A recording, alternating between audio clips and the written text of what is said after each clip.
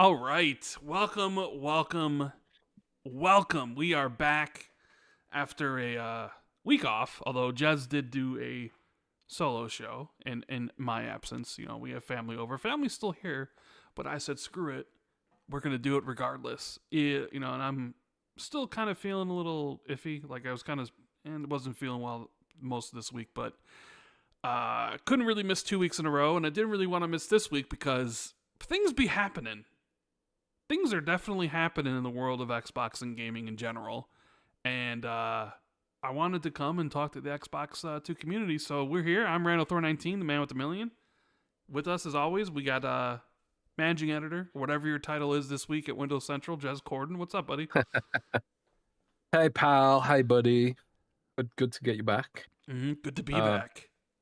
Good to be back. You know what, honestly, I think I was it's been a week. I was burnt out last week, bro.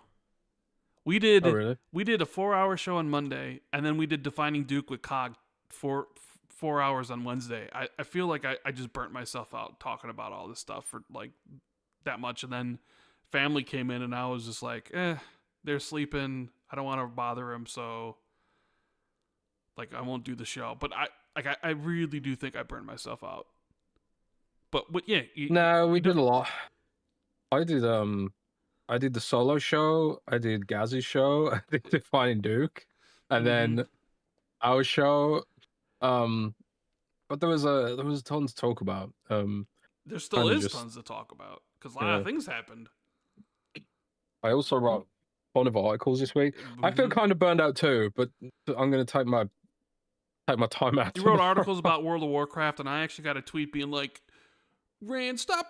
Let Jez talk about World of Warcraft, please. It's like, oh, all right. I didn't know it really hurt people as much when I do the World of Warcraft stick, you know.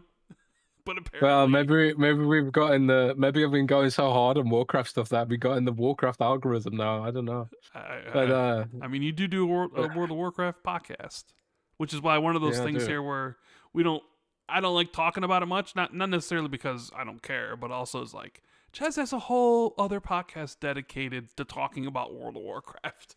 He doesn't need to talk, unless it's like getting announced for Xbox and it's going to be on console or something, or being added to Game Pass. Like, there's no real reason to talk about it, on this show. No.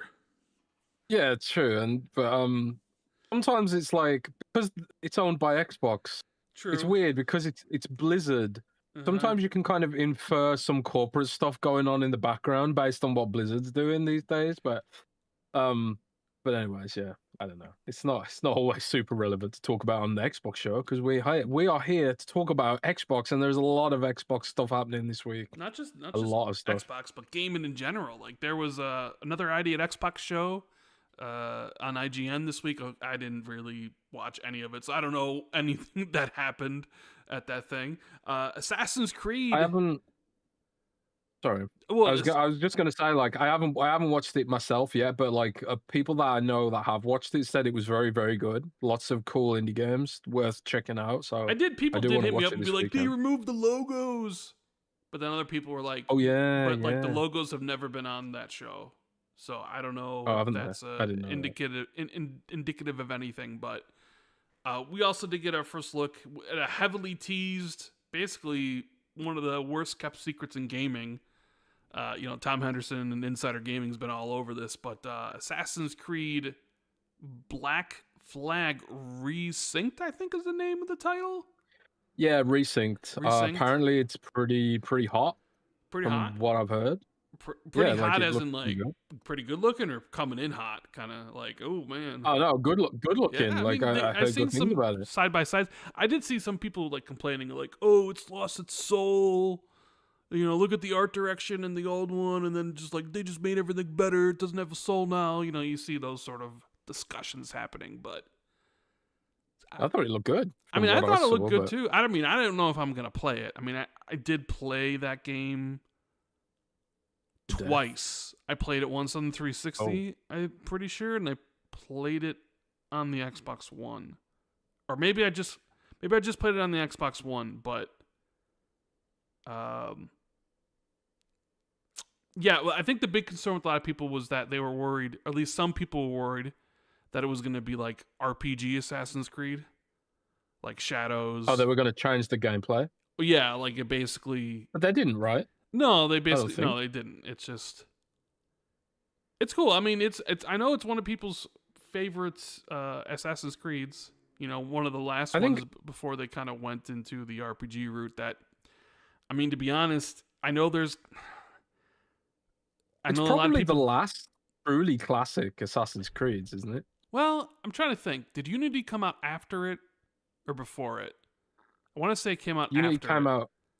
Yeah, it did. It was Unity, and then Syndicate, and then it was the new one, and then it was like the new RPG kind. Which, judging from like sales metrics and stuff, people like the RPG ones more so than the OG style. But I think people, after how many RPG style Assassin's Creed games there have been, 3, I think people are kind of like, there's a segment that like wants to return to the old style, you know, like which they tried with Mirage, which I mean, I played it and it was okay, but people want a return of like Assassin's Creed 2 and stuff, and Black Flag was always Brotherhood, man. Like, I mean, how Black Flag spawned what was that the game, the ship game that was like heavily delayed for years. Skull and Bones, the game that was supposed to kill Sea Thieves, you remember? The quadruple A, they called it. Quadruple A game. Yeah, I don't know. Like, Skull and Bones still has a community, you know? Yeah, it's still going strong. I imagine it's not. Well, I wouldn't say strong, but it's still going. Well, it's still going. It hasn't been canceled. It's going somewhere. Ubisoft has, they've canceled stuff. I mean, I think Project or X Defiant was only around for like maybe 8 months before they pulled the plug. So what was that other thing they made? Hyper. Yeah, the battle royale game, like Hyper something. That was only around for a couple months. I mean, hey, Skull and Bones is still around. What other, like... For Honor still around? Well, Rainbow Six Siege is Division. Massive, Division just got a mobile game version, which, apparently is doing pretty well, so... Yeah. Any other little tidbits in the gaming world? Tidbits.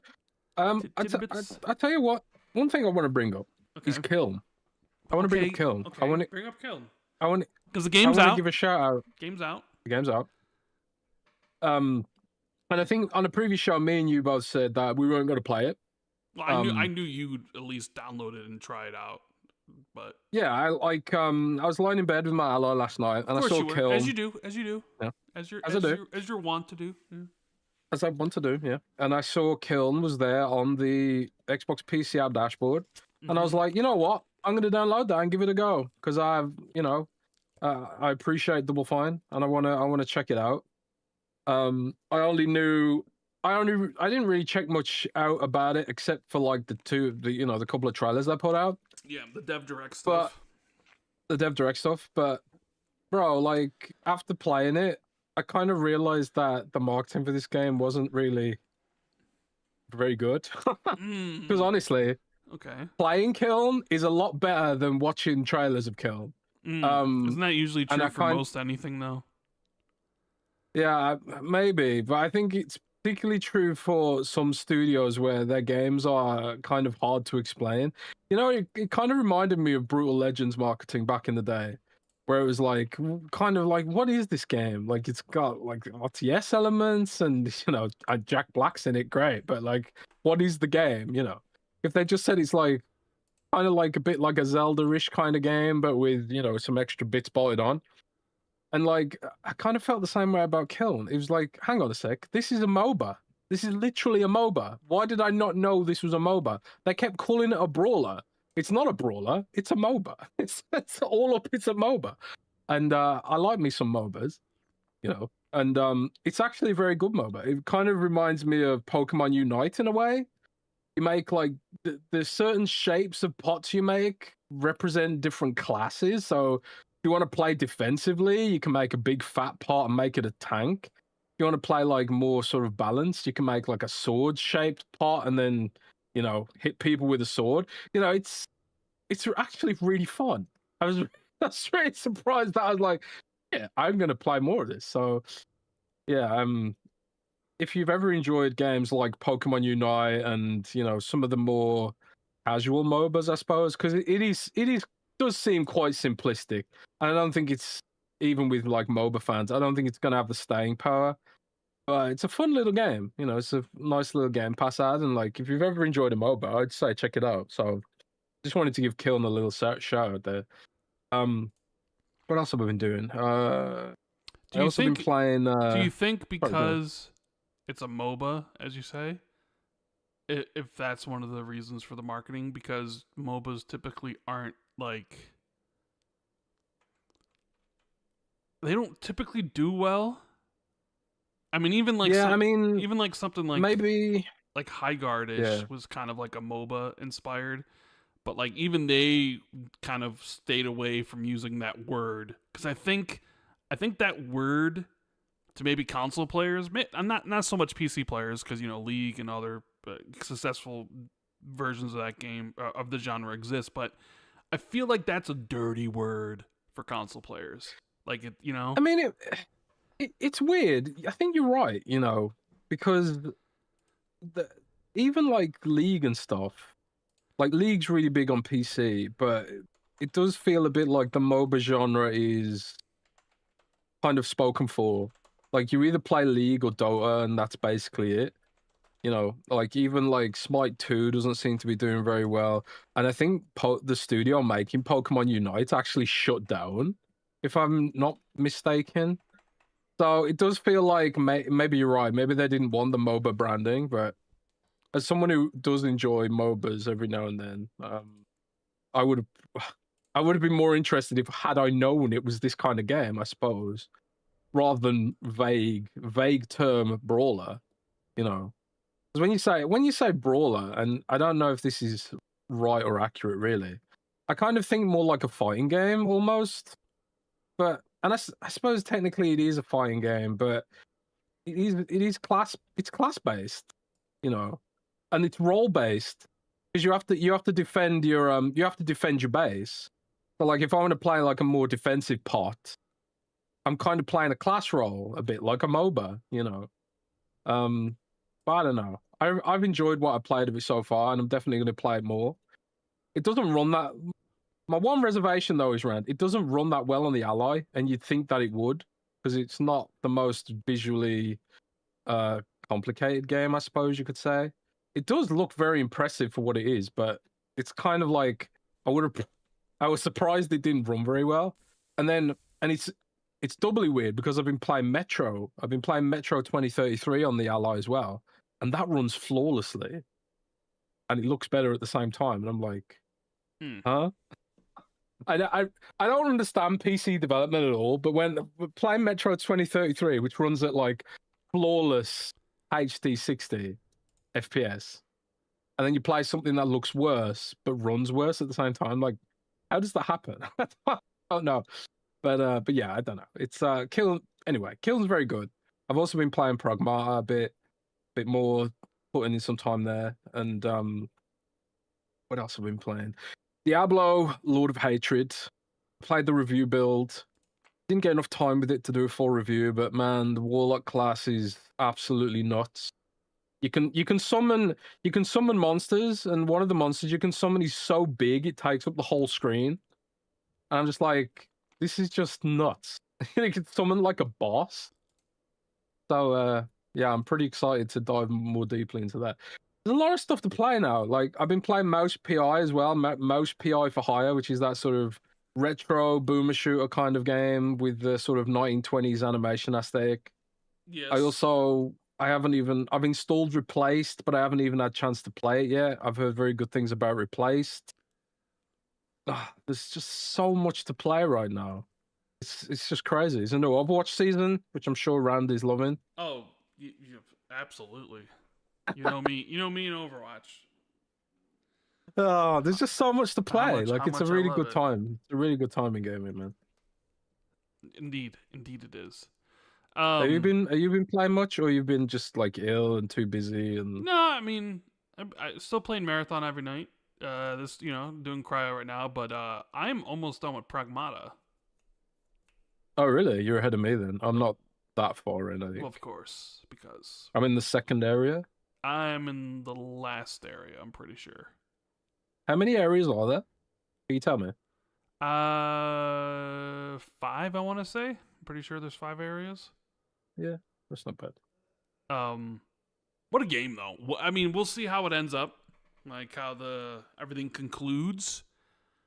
But for a game that on the surface seems like it couldn't work, not only could it not work, but not work well, this game has completely surprised me in every way.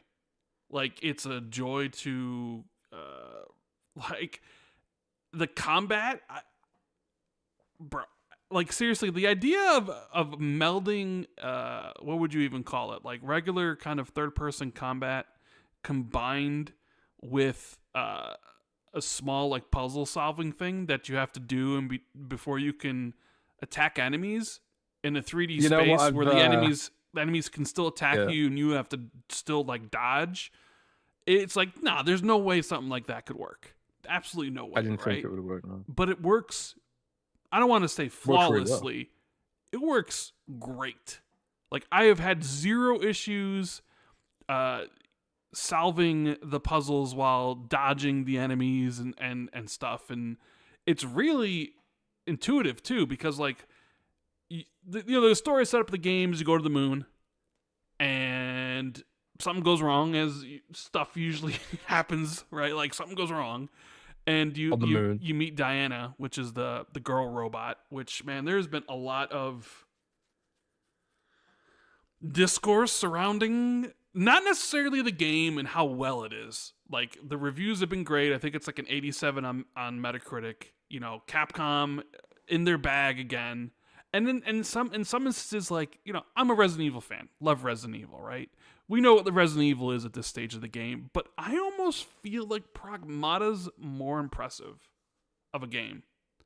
Like, the Resident Evil formula has been, it's been done to death. It's tried and tested. It's tried and true. Like, they've done all the different remakes and all the stuff. Like, it is what it is. It works. Other like games have copied it, and like, this is something brand new and a new IP that's pretty original. For the most part, I would say, like, science fiction, puzzle solving, all this sort of stuff. And as I'm playing it, I'm just like, I mean, I like Resident Evil. It's tough because I love Resident Evil, so I'm playing this and I'm like, it's like, do you know? Go ahead. Sorry, go on. No, go ahead. Well, I was gonna say, like, do you know, like, in that vein, like, what I was literally thinking as I was playing it. This is like a really nice palate cleanser from Resident Evil. Like, Resident Evil is quite stressful and that kind of thing, but it's still unmistakably Capcom. But it's also like, I'm not stressed out while playing this. It's kind of like, it's like a different vibe, but it's still full of wonder and stuff. Yeah. Like, it wears some of its inspirations on its sleeve. Like, did you see the Dead Space reference in the second area? Definitely. I mean, some of the suits you get for Hugh definitely are like Dead Space inspired and stuff. But yeah, I was saying, like, how it all works, like the idea of solving these puzzles, which you do with the face buttons. Like, you'll hack the enemy. Diana hacks the enemy because you can't attack enemies. You have to hack them first. And so you hold left trigger to aim, and like Diana's riding on your back will hack them. And there's this like little puzzle grid that shows up on like the kind of upper right hand corner, and there's like an endpoint. Well, there's like an endpoint on the grid, like a green thing where it ends the hack and opens up the enemy or deals the damage. Like, but there's different nodes you could hit for different sort of like abilities. Extra bonuses. Yeah, like multi-hack, or like, oh, this does 15% more damage, or you freeze the enemy. So you use your face pad to go in the directions. So if you gotta go down, you press A. If you gotta go left, you press X. If you gotta go right, you press B. And maybe at first it's a little you gotta like train your brain to know that, but by like the end, that stuff's like second nature. Like, you're just like boo boo boo boo boo, you know, like he's like, yeah, this is how this works. And then you have like your set of weapons, your pistol, which becomes like a rifle. But like you pick up other weapons throughout, like rocket launcher, not a rocket launcher, it's like a homing missiles or like a charging laser or a shotgun. So you have like those offensive weapons. You have like tactical weapons, like stasis nets to kind of hold enemies, to stop them approaching, because they will throw a bunch of enemies at you, and you would think, being like, oh, I need to hack this stuff and I can't move, but the game always, like, if you kind of midway through a hack and you have to dodge out of the way, and then you go to hack the enemy, it'll remember where you are. Even if you go hack a different enemy, when you go back to the original, you'll be at that point. So, like, it remembers all you do. So it's like, it's no wonder this game. I think the game was supposed to come out in 2022, and it's 2026. Because I can imagine it would be pretty difficult to the concept of get it working the way it needed to work. Probably needed a lot of iteration, right? Yeah, and man, they completely nailed it. Like the gameplay aspect. It's not outstaying its welcome either. Like I think I'm 10 hours in, so I'm pretty much almost done. But man, I really like this game, and it's gonna be a franchise. Do you think? I think they sold 1 million copies in 2 months, or 2 months, 1 million copies in 2 days, which is pretty good, I think. Yeah, I think so. I would. For a new IP I don't know. In this day and age? I don't know how the game ends, so I don't know if there's a setup for a sequel. But usually, if a game is successful, you'll usually see a sequel. Which, hey man, like Capcom, hopefully it's successful, because I would like to see another one of these and they can iterate on some of the ideas you had during this. Because there are other moments of the video game stuff where you come to open arena and be like, oh yeah, it's like it's a boss. It's a boss fight or whatever, which it's fine, because it almost is kind of like an arcade game, because you'll come to these arenas and there'll be hacks to pick up on the ground for Diana to use against the enemies. You'll find like weapons just to pick up to replenish ammo. In that sense, right? It has that like arcade aspect. You unlock like rest points where like there's like the shelter, which is where you go back with Diana in between levels, and you kind of build up and give her presents, and you upgrade your characters to have like, you're gonna do more damage, or you have more health and all these different things. And then when you're playing through the levels, there'll be like these escape ladders that you unlock, which are kind of like checkpoints. Because you don't like when you do die, and you will die, because the enemies do take a good chunk of health sometimes. You don't like start right where you died from. I don't know if you were kind of like, oh, this is, I don't know, like if you really cared for that aspect, but you'll like respawn back at the shelter, and then you'll kind of go to like where then you can kind of pick your loadout and stuff, and then go to the last checkpoint, or the last like escape ladder that you went to. You know what I mean? Yeah. So yeah. I died a few times, and it's like, okay, sometimes then when you go back to an area, like the enemies have all respawned, which you could fight again and level, get more crystals to upgrade your stuff, or you could just go right past them if you can and stuff. So, but very, very surprised by how well this game is. And then I guess maybe not so surprised by the discourse surrounding some of this stuff between Hugh and the girl, especially with the girl. When the grifters get control and they make it about certain things and stuff, and it's just like, really? Is this what we're focusing on? It's people get creepy, man. It is people odd. Be creepy. It is very, very, very odd, but very good game. Excited to see how it all ends up. And Capcom's got another one. I really think it's who's doing it better than them. I really think it's gonna be a franchise. Like, this is the year. It's the year of Capcom. Like, no doubt about it. Capcom's been absolutely fantastic this year. Like, I'm really happy for them. Like, as a fan of Capcom's games and franchises, because there was a time during, I suppose Resident Evil 6 era where it really felt like they completely lost their way. Yep. I would say. Yep. I think they would agree. So, seeing Capcom get back to the top of the pile is just fantastic. I'm really hoping that, like, if they can pull Dragon's Dogma 2 and Monster Hunter Wilds back around, Capcom is going to be like invincible. This is like, there's nothing these guys can do. So yeah, it's just been fantastic run. They've had a fantastic run this year, so definitely. Yeah, so you know what? Let's do some housekeeping, and then let's keep some houses. Yeah. So this episode has been it's brought to you by Surfshark, right, Jez? That is correct, Amundo Rand. Surfshark VPN. Rah. It's a shark noise for those who are new to the ad read. Do you want maximum internet privacy? Consider Surfshark VPN, this week's epic podcast sponsor. Surfshark VPN is your all-in-one shield for private, effortless browsing. Whether you're streaming your favorite series, climbing the ranks in your go-to games, or just scrolling the latest trends, Surfshark keeps you covered with lightning-fast speeds and support for unlimited devices on a single account. For true internet freedom, Surfshark breaks down digital walls with ease.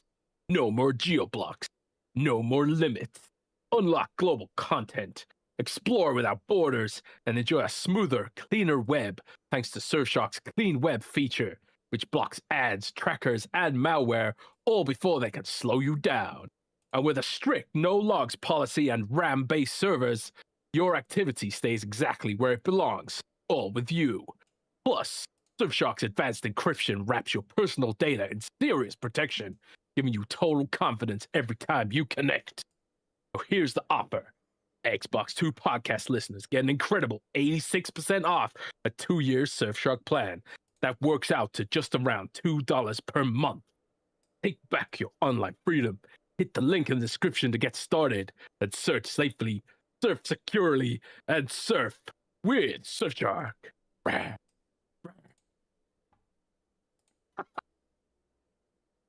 Oh, man. Did you use Surfshark to watch WrestleMania? I did not yet, but I plan to do so, at least night 2. Apparently, night 1 WrestleMania was really bad, but night 2 sounds like it was pretty good. But yeah, I would have to use Surfshark because, unfortunately, German Netflix does not have WWE, but British Netflix does. So if you Surfshark on over to the UK, you can watch all the WWE, or indeed watch anything that's geo-blocked for your perusal. I don't know why we're still doing the whole geo-blocking thing in 2021. 2021? 2026? What year is it? In 2026? You know, it feels it's so anachronistic. It's like even if you weren't using Surfshark, there are ways I could watch WWE, even though it's like blocked on Netflix in Germany. Like, why are we still doing this, Rand? Why are we still doing this? But anyways, I digress. It's kind of, but yeah, huge thanks to Surfshark for sponsoring the show. Definitely check them out. Links in the description on Spotify and also on YouTube, and it helps out the show and it helps out you. Some awesome privacy software. Yeah, 86% off 2-year deal. Yeah, it's always great. Good deal.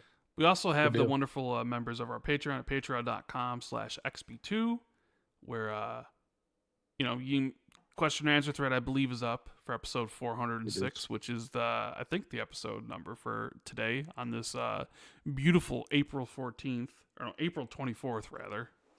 April 14th. I wish it was the 14th, but it's the 24th. We got the shout-outs here for the Xbox 2 MVPs. We got Adam Bartolo, Alon Grogu, Asa T and Madison, Battered Haddock, Briggs Country, Bright Tundra 1, Silas, Discarded Caboose, NX Fantasticals, Glenn, Governor Grimm, I Mike Zero, Inner Machine, Jay Foley, James Moore, James Wiseau, Justin Duel, Just James 93, Katriox, Laser Wolf, Murray, Pat Rock, Frosty, RS Donk, Sean Kramer, Shea Elephant, Shrapnel, Trickster for Trey, Wagerman, and Wolfgang KPZ. Thank you guys so much for your continued support of Jez and myself here on the Xbox 2, the XB2. So, Jez, should we just start from the beginning of the week? Or is there anything from last week that you want to talk about? I mean, I feel like we talked a lot of it to death on not only our show, but also like defining Duke and stuff, right? So it's like, yeah, I think really anything. I mean, I guess we could say Asha corrected you. about the Xbox mobile store, because I think you put out an article that basically said the mobile yeah, store was dead, and she actually responded to you and saying it wasn't, which was great. Well, it was like the old APIs for the mobile store were dead. So I kind of like wrote an article, was like, well, they've shut down the software for the mobile store, and so I put out an article saying like all the they've taken off all the mobile store platform stuff from the back end. So as Asha killed another initiative, kind of speculating. And then Asha comes in and she's like, nope, we're still looking to do this. Which I was really shocked about, to be honest, because I would have thought like the way that Google and Apple, even though Google and Apple did lose a load of core battles recently about their closed ecosystem, like they've been forced to open up by Epic Games' lawsuits, and Epic Games has put their own store on those platforms now, separately from Google Play and iOS, right? But I was kind of like, nope. I kind of feel like nobody's going to download the Epic Game Store on those devices. I kind of feel like people will always just use iOS and Google Play at the App Store, rather than download a third-party app to download games. So I was just kind of like, I really doubt Microsoft's going to pursue this, but Asha said, nope, we are. So I'll be really interested. I mean, I suppose like she's got the expertise to make something like that work potentially, like with Facebook Messenger. She made Facebook Messenger, so I'm really interested to see if they can pull that off, because I am very skeptical indeed. Yeah, that was one thing. Yeah, that definitely was one thing. Let's start with the beginning of the week, because one of your, I don't even want to say rumors, one of your, what would you call it? Your not even a prediction. Your reporting, I guess, about Microsoft, because the people will be like, Jez doesn't know anything. He's whatever, right? Like, I don't know. That voice. It's like, sure, like, is your track record 100%? No, but nobody's track record's 100%, right? But I mean, you put it out there and said, hey, Microsoft's considering.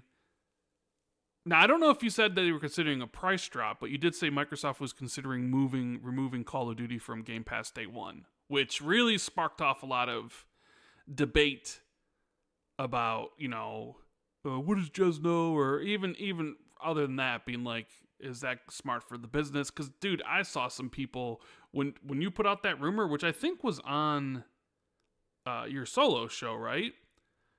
Yeah, when we missed the show. Yeah, it's funny because like I saw a lot of armchair analysts, a lot of people who run their own billion-dollar business, opining about this on social media, being like, "This will never happen," for X, Y, and Z reasons. And it's funny because it's like, I have a feeling this is happening, like, and you're gonna look completely foolish. Sooner rather than later when it actually does happen, and like all your tweets about it and all your, whatever, like it just a couple days later it's like, oh, by the way, like Call of Duty's on in there, and it was like, it just, like, I don't know if you saw any of those things, like articles, YouTube videos, tweets. I saw that some people have put out articles and videos, but I never really watched them anymore. Sure, but I mean, I don't watch the videos either, but it's just funny. Because it happened fast. You put out the rumor about it, and then what was it? A week later, less than. I think it was it Monday when they officially made the announcement, or was it Monday or Tuesday? I'm not sure, but they basically came out and they pulled Call of Duty from day one on Game Pass, but they reduced the price of Game Pass Ultimate and PC Game Pass. And in an era of streaming services and everything getting more expensive, like, it is almost shocking to see something get cheaper. It is. It really is. So Game Pass Ultimate is now $22.99, which I think is what, when we were defining Duke, I think, and even privately to you, I said, because you were saying, like, how much, if they dropped the price, how much you think it would be? And I said $24.99 wouldn't be enough. And I said, I don't expect them to go back to $19.99 because they did take on probably a contract with Ubisoft and Epic that they most likely couldn't get out of even if they wanted to. So I said, I'll split the difference between $19.99 and $24.99 and landed at $22.99. And that's exactly where they ended up. But they also reduced the price of PC Game Pass by $2. So it went from like $16.99 to $14.99, I believe, is the price for PC Game Pass. Yeah. Isn't it $13.49 or something like that? Whatever the price is, it's a little bit cheaper. And yeah, it's a little bit cheaper. Those things are basically, you don't have to wait. It's the price has changed now. And for the most part, I think I would say 85% of it was kind of being like shock, really, like a price going down. Like, wow, Asha's not screwing around, right? Because she's been on the job like 2 months or whatever it's been. And there's been a lot of wait and see with her. She's saying all these great things. You know, originally the whole like, this is not, bringing back Xbox. And it's like, what does that even mean? But yeah, like one of the first big things she does is lower the price of Game Pass Ultimate, but at the cost of removing Call of Duty from day one on there. So what's your take about all this? Is it, what do you think was the right thing to do? Do you think this kind of just proves that maybe Call of Duty just didn't work in a subscription-based model like this? I think what I've spoken to people behind the scenes about this, and you know, like similar sources who told me they were even thinking about it in the first place. And you know what I was told ultimately, it was mostly about is the fact that people just think $30 is too expensive for what the service offers. So like, I suppose it comes down to just hard math. You know, if the whole point of the service is that you want to grow it, right? And what you're offering is not what people want at that price point. It kind of defeats the point of putting Call of Duty in there in the first place. So I guess like putting Call of Duty in there all up was like, I don't know, not necessarily a Hail Mary, I suppose, but more like a grand experiment which just failed, you know. So, whatever the reason, I'm sure there's like lots of reasons, but I speculated in my reporting on it, like, I kind of feel like Call of Duty in there represented the service's limits. Call of Duty is a monstrously expensive operation, you know, and if you're giving people an opportunity not to pay for the retail sale, you're kind of screwing up Call of Duty's business model if you're not charging back the cannibalization back to Game Pass. So like you charge Game Pass for the cannibalization, which is what they do for first party, by the way. They're not just giving it away for free. Like first party gets some of the profits out of Game Pass to offset their retail sales cannibalization, right? But if you're sucking out all the profits from Game Pass to offset the lost retail sales for Call of Duty, which would have been significant over time and probably would have gotten even worse as more and more people became aware of the fact they could get it cheaper, you kind of screw up the business model at both ends, because then you've got less money to fund new games for Game Pass month over month. And you need games month over month to prevent churn. So I think it was just a bad move for the business model. They wanted to try it out, I suppose, to see if like it would grow by any significant means and lock people in. I suspect what really happened was the people who wanted variety thought it was too expensive and tuned out. The people who wanted Call of Duty maybe subscribed for a month or two and then tuned out and moved on to other games, like, you know, maybe Arc Raiders and then Marathon, maybe, at least some degree. So I think it just wasn't a virtuous cycle. Now, but the discourse has moved on to something else, Rand, and it's kind of like, at least to some degree, people are wondering, like, oh, does this mean other games will get removed in the future? Like, sure. I mean, Forza Horizon, for example. I guess, like, that's the next thing, is like, well, if they remove COD, can they remove... Is this the beginning of the slippery slope? If you remove this, then in the future, can we see a Game Pass that doesn't have Xbox's own games in their day one, or maybe the single player game's not in there. So like people are skeptical because you have a new leadership in there. Things are gonna change. And one of the first things she did was remove their biggest game from the service, while at the same time like reducing the price. I think the reduction of price is great. In a time where like literally it seems like every single time I log onto Twitter, something's getting more expensive. Whether it's Apple TV, whether it's Netflix, whether it's was it YouTube Premium, something is getting more expensive that I pay for, to the point where it's like it's starting to get to the point where it's like I can't afford all these things, and all these things used to be way cheaper.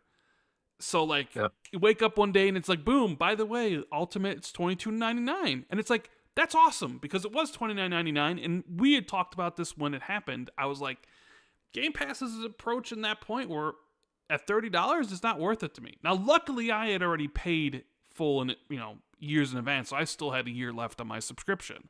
So it wasn't like I had to cancel it right away, right?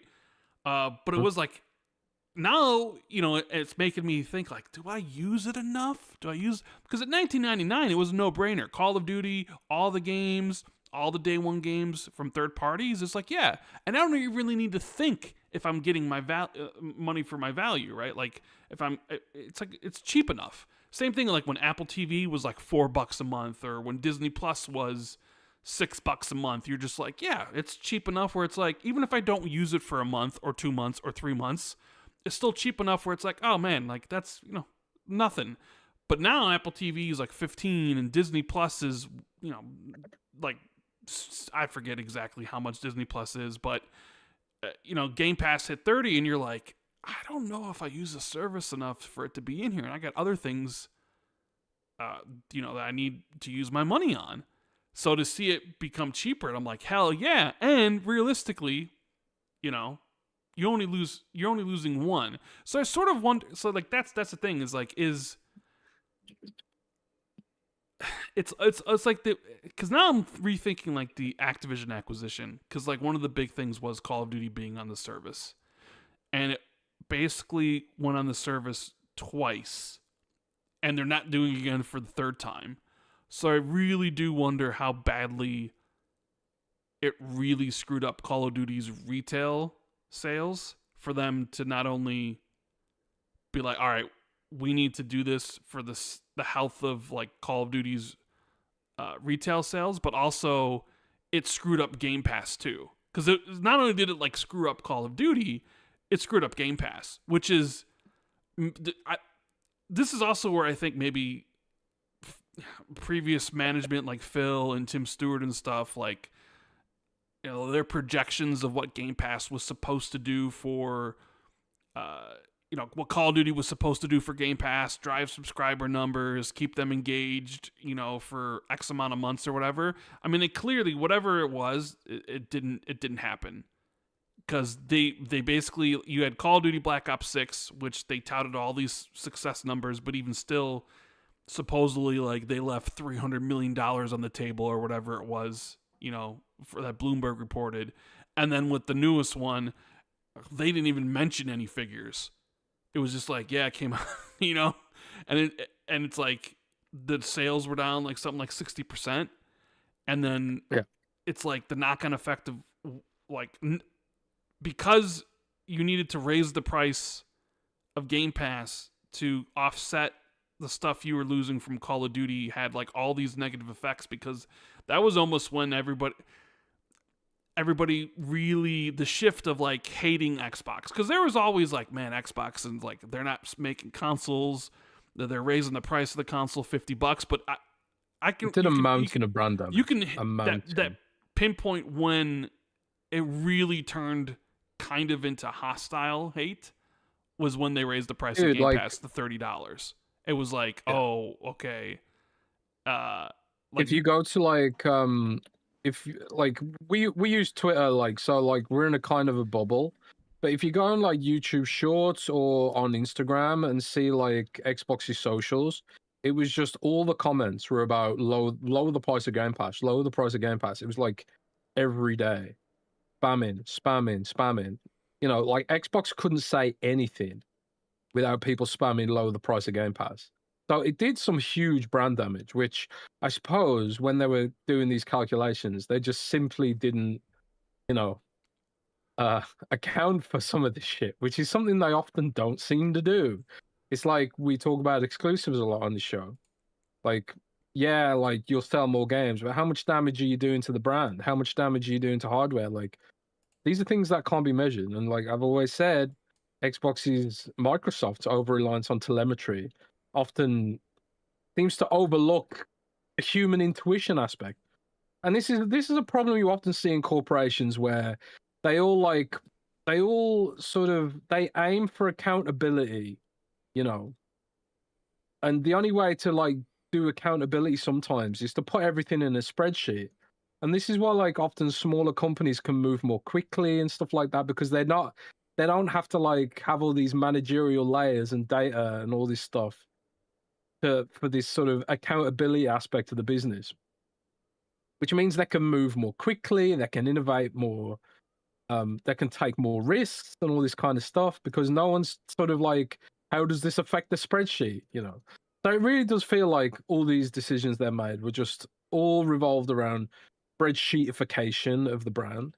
It's a word I just made up, by the way. Yeah, it is definitely a word you just made up. Yeah, spreadsheet.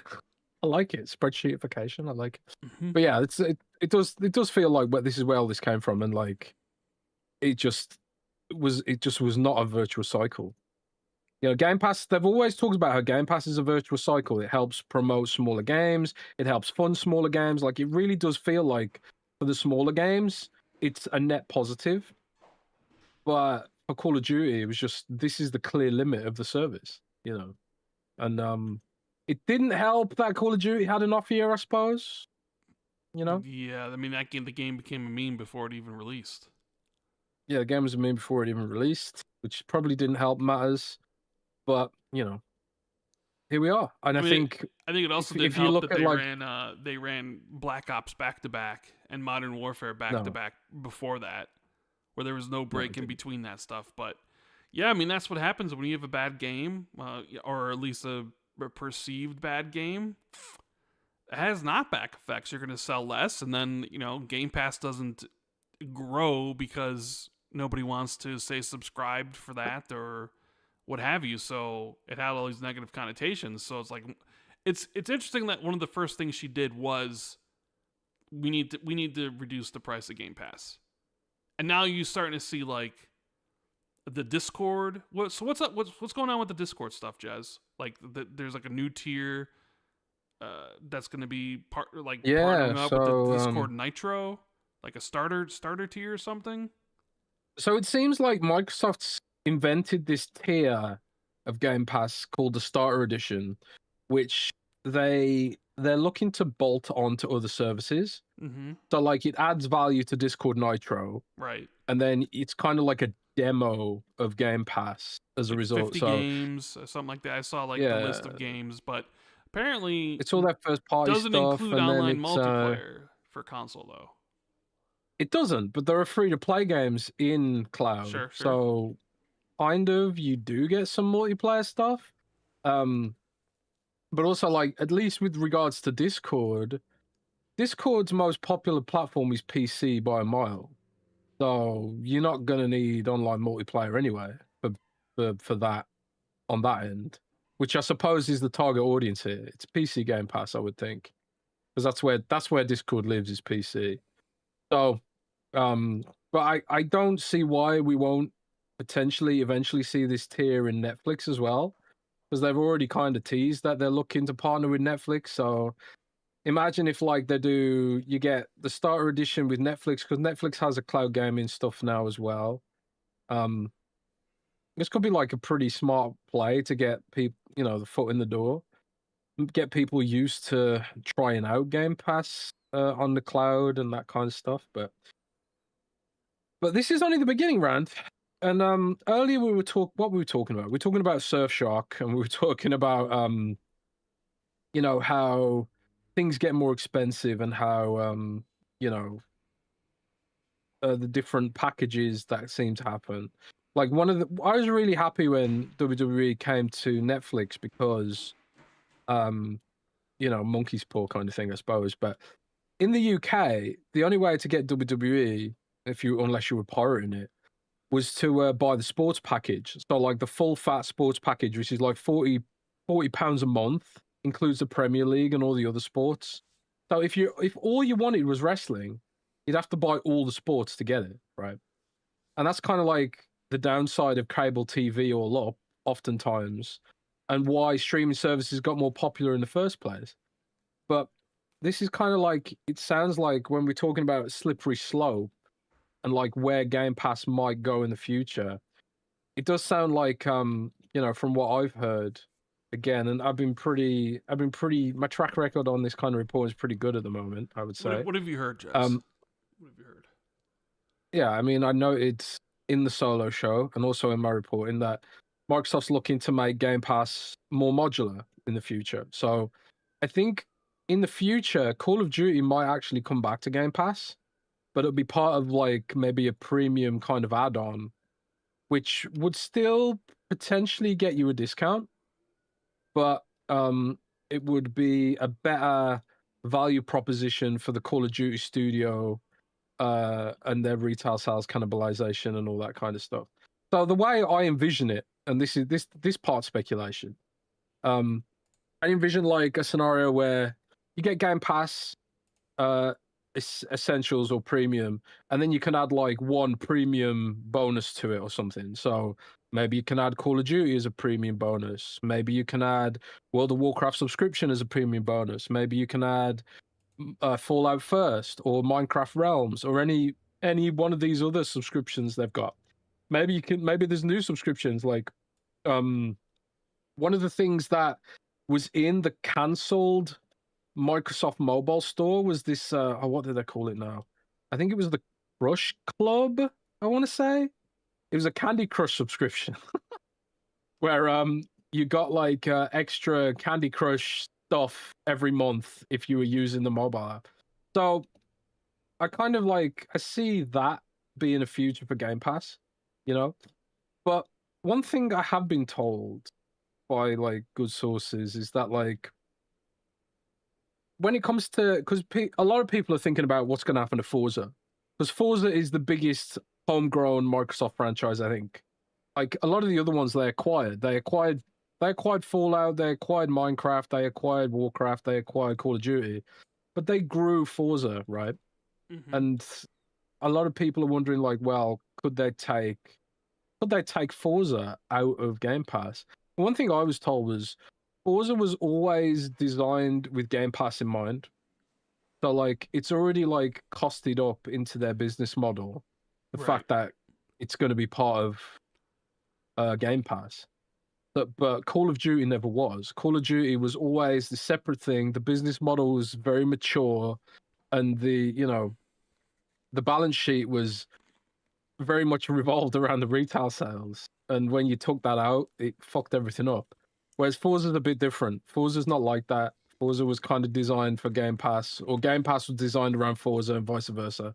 And it's been working for it. So I don't know, but it does seem like everything's under reevaluation under Asha, like everything all up. So right now, like the jury's out. Like I feel like anything could happen right now. I feel like anything can happen, bro. Yeah, well, there's definitely cynical people out there being like, I did see some people being like, you didn't really save any money with Game Pass because if you want to play COD now, it's like $80 or whatever. So it's like you didn't really save anything. But it's like not everybody wants to buy or play Call of Duty, so they're gonna look at it and be like, hey, my Game Pass Ultimate got cheaper, and No, dude, like I put polls out on the solo show. I put polls out on Twitter. I put polls out on Windows Central.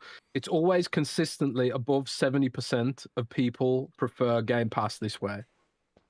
So, I think that the vast majority of people don't really care for Call of Duty and Game Pass. I think Call of Duty. I think Game Pass curated an audience of variety gamers and gamers seeking value. And Call of Duty kind of like doesn't really fit into that paradigm, I think. But I kind of think it will come back just as part of this premium attachment thing that might do in the future. This modular thing you're talking about, is this basically the whole like pick your own Game Pass thing that we've always kind of talked about? being like, hey, Yeah, I think so. I don't want cloud gaming, so remove that so I can play a cheaper thing. I don't want Ubisoft Classics or Fortnite Crew. I mean, because if that's the future of Game Pass, I think that's pretty cool. If I could just pick what I wanted and pay Yeah. for it that way, I think that would Yeah, be. and for a discount. I always thought it was weird that, like, because I pay for Warcraft subscription, I pay for Game Pass via my phone carrier.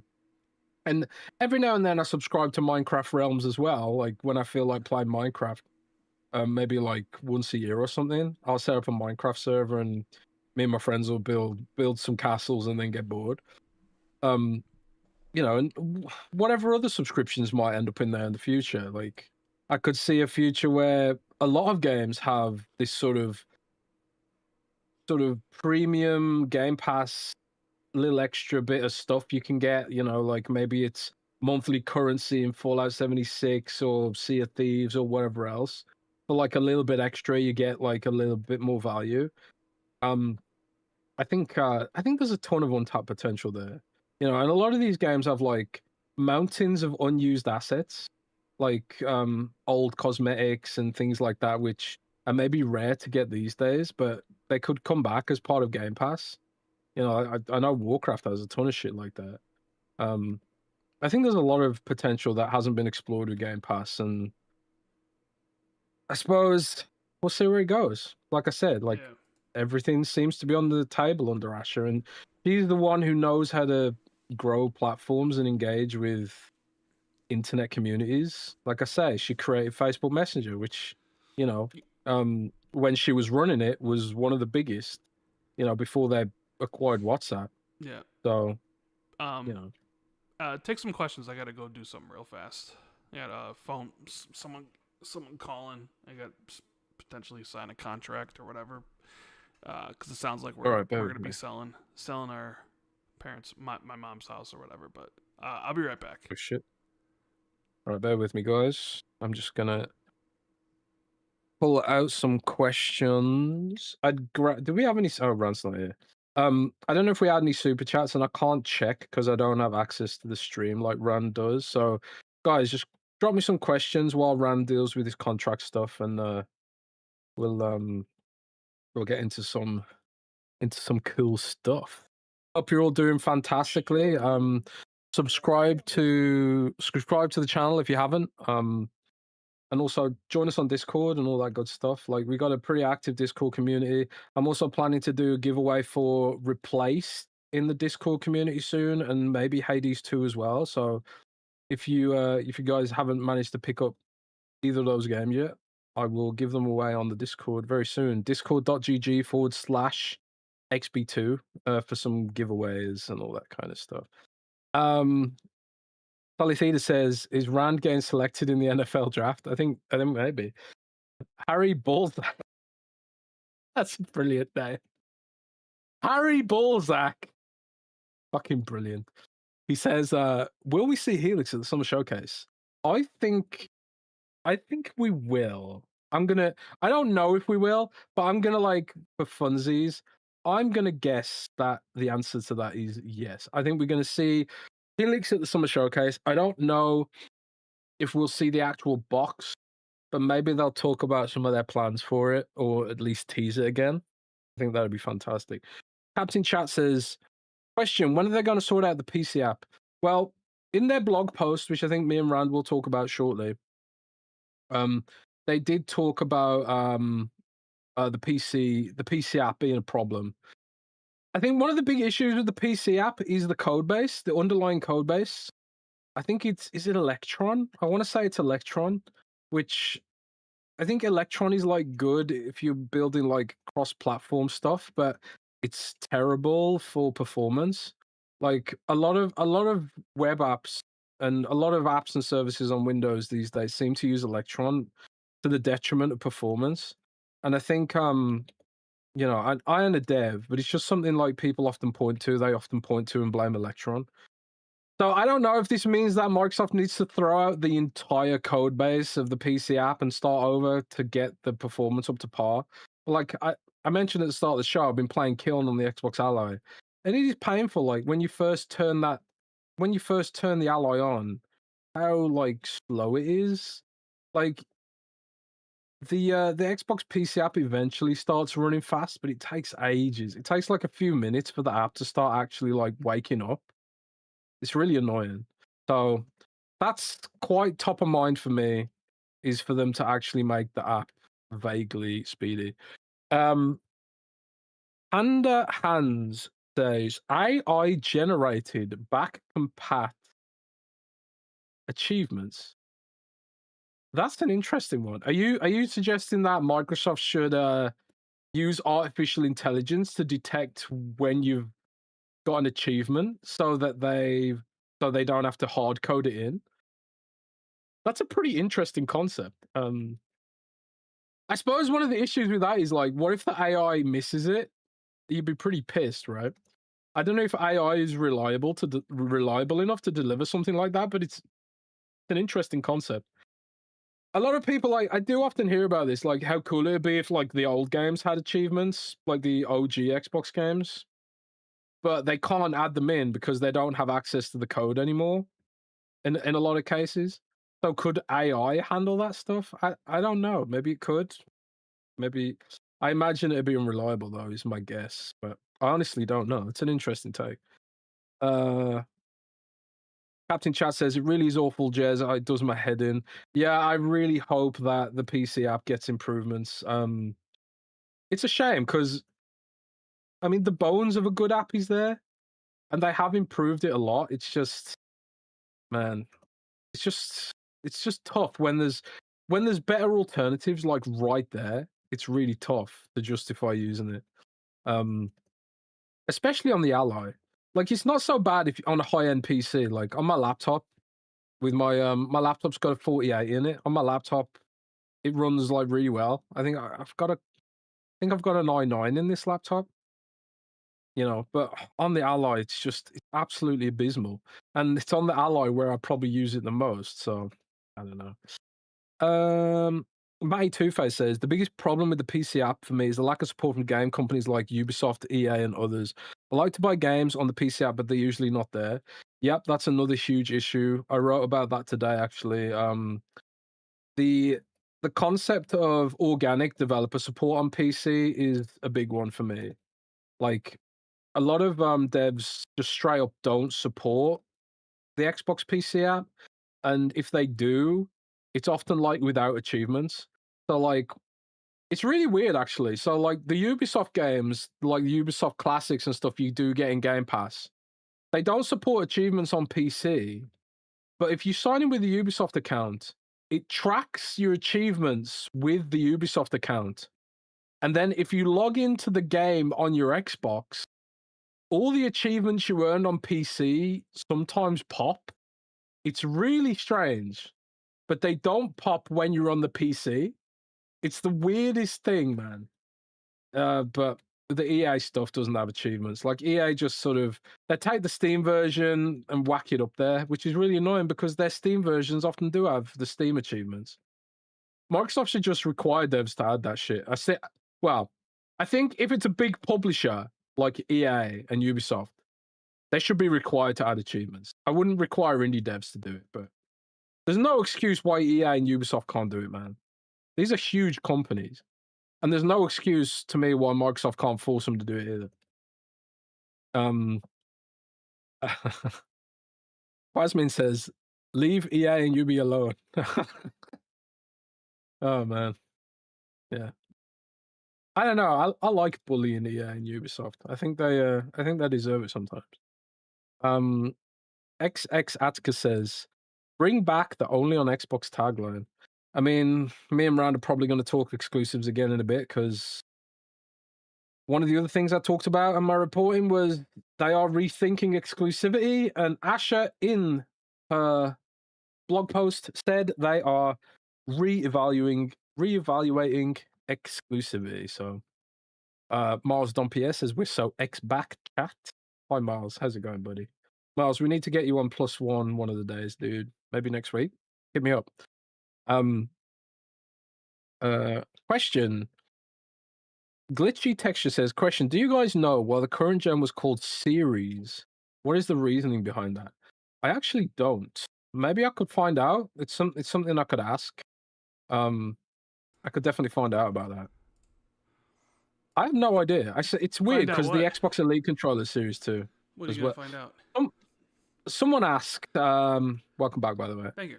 Someone asked why Microsoft called the current Xbox the Series. Why'd they call it this? Like why'd they use the Series moniker for it? Like, well, because wasn't the whole thing is like it's just an Xbox? Wasn't that? I remember that being like the thing back in. I have no idea. I thought it was like it's just an Xbox, and this is like Series X and S, like the different the different things, but it was just an Xbox. I have no idea, bro. I'm pretty sure. I remember that from because I remember thinking the same thing, and I remember like Phil talking about that and being like the name's just Xbox, Series X, Series S, being like the two things you could buy, but it's just Xbox. But I mean, their whole naming convention has been screwed up since the 360, so it's like, what do you know? Like, what is the next? What is Helix going to be? Could they call it Xbox Helix? I think that'd be a good name for it. But I actually think Helix is a cool name. Yeah. But I doubt it's going to remain Helix. So it's going to be something. Will it just be another Xbox Series Y or whatever, or is it going to be like Xbox? Could they just call it Xbox and that's it? Just Xbox. No, they'd have to have something. Or do you just go to maybe call it Xbox 6 and just get back on a numbered track?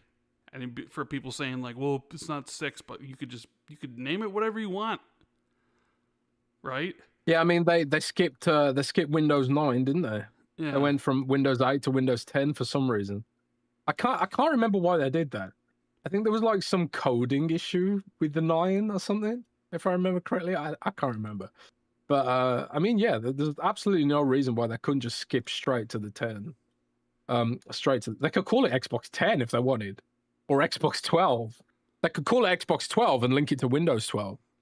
YOLO, man. I mean, we joke around, but like we all know, at the end of the day, it's going to be called Xbox Copilot 365. Right? So I don't think Asha would allow that. Yeah. Yeah, probably not, but if it probably would have been called that before, but so let me ask you this. I don't know what you've been talking about, but I know you sort of mentioned to me beforehand, but we're talking about the Xbox PC app quite a lot. Okay. And we'll get into all the other stuff that sort of happened yesterday with the exclusivity and like the killing of Microsoft gaming. Like obviously we're going to talk about that, but with all the great things that Asha's been doing since very quickly in her time frame here, like people are praising, her ability to pivot and be like, well, lower the price of Game Pass, and being really transparent, like the message they sent out yesterday, right? Mm-hmm. You mentioned to me that you've been seeing a lot of people throw Phil under the bus. Like, why? Yeah, I've been noticing that. Yeah. So, can you expound on that? What do you explain it for people? Because I've seen it myself. I've had people that I talk to that are like, man, like Asha's really making some changes really quickly. Why couldn't these changes have been made under Phil and Sarah? And,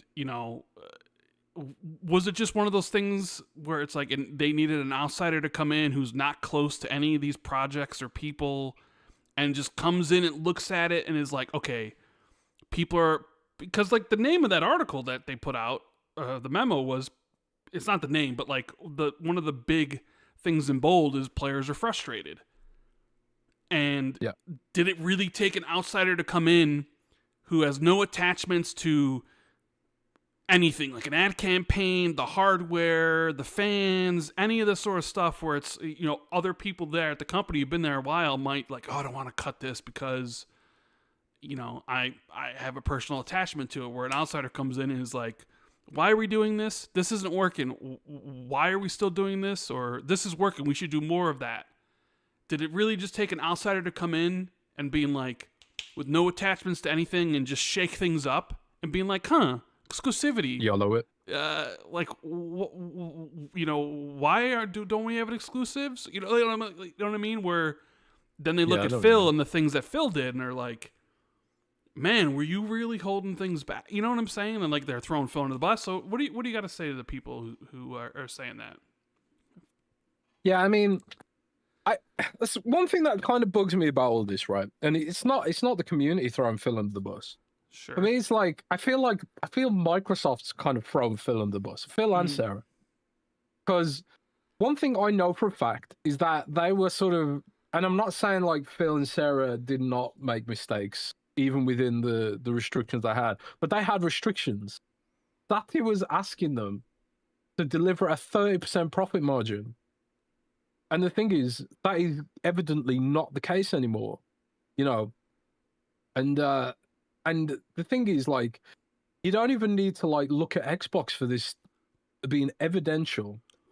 Windows is getting this kind of treatment too. Like, I know all of us here are interested in the Xbox side of things, but like even the Windows stuff, like Windows has its FanFest equivalent, like it's in Windows Insider meetups. They've started doing those again. And like a few weeks ago, Windows put out a similar blog post to what we've seen Xbox have, which is like, we know Windows users are frustrated. Like it's almost word for word, like you can match it up to the Windows blog. So this isn't just an Xbox thing. This is like a top level thing where it's like this whole 30% profit margin push, which they've had across the whole business, has decimated quality across Xbox, Windows, Azure. Like I saw a report today where they're talking about how buggy GitHub is lately, you know. And this is all nickel and diming. This is all self-imposed austerity by Satya and Amy, you know, or maybe even specifically Amy Hood, you know.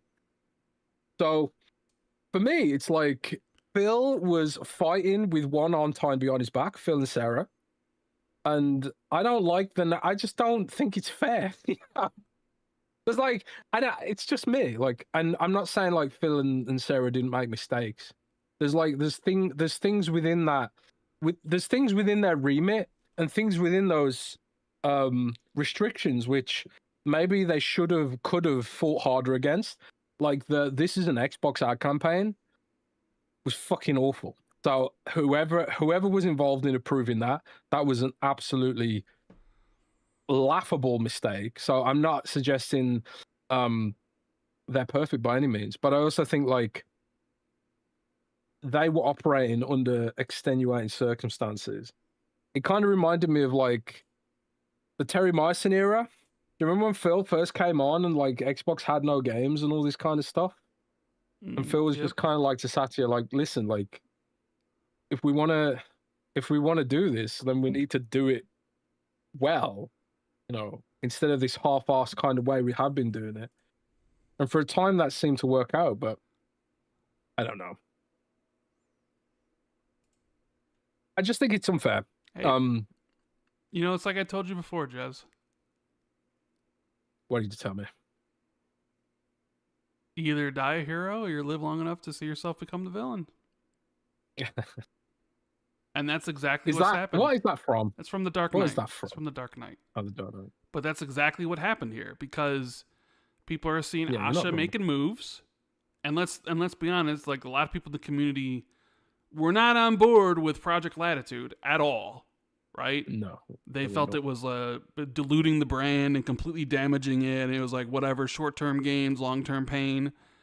So to even see them potentially say we're revisiting that subject, it like there's a cause for hope, I guess, for a lot of people in that regard. If you know, because if they didn't have any plans on doing it, would they even mention it? Because that's the one thing I'll say is like originally I thought everything was too far gone to be like, all right, you really can't do exclusives because Phil, you know, Satya and Amy, the 30% profit margin, like, what are you going to do? Like, but, if, you know, like you mentioned, that's lifted. So I was like, okay, well, maybe that's off the table. So it's like, you have maybe some more leeway, but you're only really going to disappoint your hardcore fans if, like, you sort of offer the carrot, but you don't let them grab it, right? Where it's like, you got this carrot on a stick, and it's like, oh, exclusivity. because I'm sure there's a lot of other things like Asha has to deal with the business thing and all that stuff, but it's like, oh, she immediately responded to that one person and said, "Hear you," so that got everybody speaking. Oh well, I mean, is it possible? Like, and then you have to make that. Well, she didn't have to respond to that person, and by responding to that person, it kind of creates some sort of expectations. But then you wonder, oh well, she's new on the job, and maybe she just wants to show the community that she's listening. Doesn't necessarily mean that anything's going to happen in the future, which is all true. But then, like, you get to the thing we're going to be talking about in a couple minutes where exclusivity is mentioned about how they're... And you would ever put this out there before. Like, you would put it out there that, yeah, there are high-level discussions being talked about at Xbox about revisiting the exclusivity stuff. Yeah. And as I'm sure, of course, there's going to be, because you have new leadership coming in. Is the exclusivity stuff working? Is it damaging the brand? You know, you could say, yeah, Forza Horizon 5, I also think it wasn't announced, or maybe it was, I think it was Virtuous, or one of the companies that did the port basically said that Forza Horizon 5 sold 5 million copies on PlayStation 5. That is some serious chunk of change. That's right? A lot of money. But at the same time, that's just Forza. Like, did Hi-Fi Rush sell 5 million copies? How much has Avowed done? What about South of Midnight? There are definitely success stories where you look at and you're like, oh, those were a success going multi-platform. But has everything been a success? Yeah. That's to be up in the air. And is the juice worth the squeeze? Is 5 million copies of Forza Horizon 5 on PlayStation worth the damage that you may have done to the Xbox brand for the long haul? Yeah. I don't know if those are sort of things you can put in an Excel sheet, but you do have to think about. So if you're new, someone coming in from Instacart, right, where she previously worked and all this sort of things she's done before, and it's like, these are discussions you do have to have. Like, one, is it economically viable anymore? Could we do this realistically? Like, what if we did actually do this? What would it look like? All those sort of things. Like, how much would we lose if we stopped putting it on those systems, and all those sort of discussions that come along with it. But the fact that they even are revisiting it and being like, this might be a thing, and then they even got into like explaining it more with Steven Totillo. There's a lot there to talk about, but it is certainly, it's put some pep in the step of some of the Xbox community, because like, she's being very transparent. She's not promising anything, but it's definitely more than like, what we were getting previously, where, they were kind of, I don't know, like, we all know how that went, but it's very, very interesting. I'm going to get some of these super chats, shall we? Before yes, I don't know if you read any of them or not, but I didn't grab the super chats. I couldn't see them. Okay. We got Nocturnal Vision with just a little emote thing here. Appreciate you, super chat. We got Just James. Says, hey lads, did you see Final Fantasy XIV Evercold? I'm so excited. Some people on the Xbox 2 are too. I think you two should both just start Final Fantasy XIV, the best MMO. No, I did not see this. So what happened? They announced a new expansion for the game? Is this what happened? Apparently. I've not heard of it myself. Evercold. Yeah, it seems like Evercold expansion cinematic teaser, full reveal. Oh, this was an hour ago. They've announced a new expansion for January 2027. So it's quite far off yet. Coming to Switch 2, which is cool. It's getting an Evangelion co-op thing. 2 new jobs, level cap to 110, new cities, new areas, new allies, new dungeons, new trials, new raid, new ultimate raid, PvP updates, and a standard MMO fare. Yeah, sounds interesting. I mean, the most recent expansion for Final Fantasy XIV did pretty poorly, I think, by most metrics, but I really like Final Fantasy XIV. If it does well, it makes Blizzard try harder. So yeah, I'm all. It's kind of funny. Like it felt like World of Warcraft only started getting investment again, like proper investment, when Final Fantasy XIV started popping off. And I wrote a couple of articles like back in the day where I was like, I think I wrote an article with a headline something like Final Fantasy is eating World of Warcraft's lunch. And then like the next year, Blizzard invested really hard in World of Warcraft again. So yeah, competition's evidently good for the industry, which kind of dovetails into the whole exclusivity discussion, doesn't it? Yeah. Well, I'm happy for your Final Fantasy fans, the ones that love 14, to get more of their MMO, and it probably is better than World of Warcraft. For sure. That's probably something I agree with. I don't even need to play it. Teddy says, whoever misses the pod, there's always Xbox news. That's true. It seems like there'll probably be Xbox news throughout the rest of the year, the way everything's going. Like I didn't expect Asha to make this big of a splash so soon. I mean it's 2 months and she's done some things, and it's always one of the things we said originally, where we were kind of more wait and see, like maybe more cynical. It was kind of like, what's really happening here? Because, the day... Do you remember the headline? Oh, the day that happened, she's there to basically euthanize Xbox and put it out of its misery and stuff, right? Says father of Xbox, Seamus Blackley. I wonder if that take is... And also like AI stuff initially as well. Oh yeah, the whole AI thing, right? Yeah. She did that. She ran AI tooling for Microsoft's AI team. Dev tools, not necessarily AI, but dev tools. I wonder how that Seamus Blackley's take is really. Is that a cold take at this point? Because if you were, if she was really here to euthanize Xbox and just put it out the pasture, would they be doing all these things? Would they be cutting the price of Game Pass, or would they be trying to extract as much money as they could from the people that they have left? Like, would they be making all these different moves if they were just planning on sunsetting the brand into, like the long good night, essentially? I mean, they've basically, what they've done is they've put Game Pass back into growth mode in a way, like subsidizing it to make it grow again. So we'll see if it works. They still need the games to be able to grow it. That's the thing. I mean, it was growing there for a while, and then it sort of stopped, and people thought it would Call of Duty would put it over the top, but it didn't really seem to happen, and it really also negatively impacted Call of Duty. So it's like they need to make some changes, and we'll see how the combination of Forza, Gears, Halo, and Fable will pull for it this year, right? So, although I don't expect we'll get numbers. I mean, it would be great if like Asha could bring more transparency to that, and we get more of those things. But I think that's probably too much to ask for in that regard. Missouro says, hi, Rand Jez. I'm 3/4 of the way through book 2 of The Expanse and loving it. Question: Holden, Amos, and Naomi, bang, Barry, and Mary. Oh, geez. Doing the what now? I guess I would bang Naomi. I would bury Holden and marry Amos. I guess it's a book question.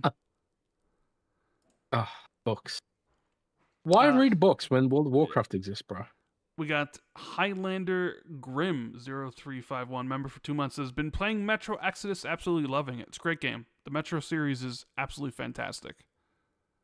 And I've been playing 2033 again. Yeah, I'm very excited for 2039 later this year. Okay. We have Neliso07 says, love the show and all you guys do. Rand, thanks for bringing Stormlight Archive into my life. No problem. Glad you enjoy it. Jez, have you ever considered making a weekly paid newsletter like some other journalists do? A lot of the Xbox 2 community would sub.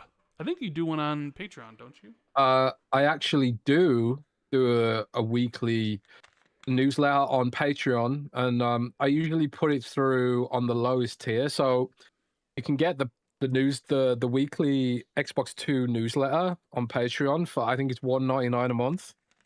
So if you want to buy a coffee for me and well, coffee's way more than $1.99 these days.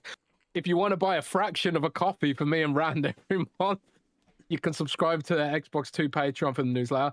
I actually missed it last week because I was too busy, but I am ramping up on it. So if more people were subbed.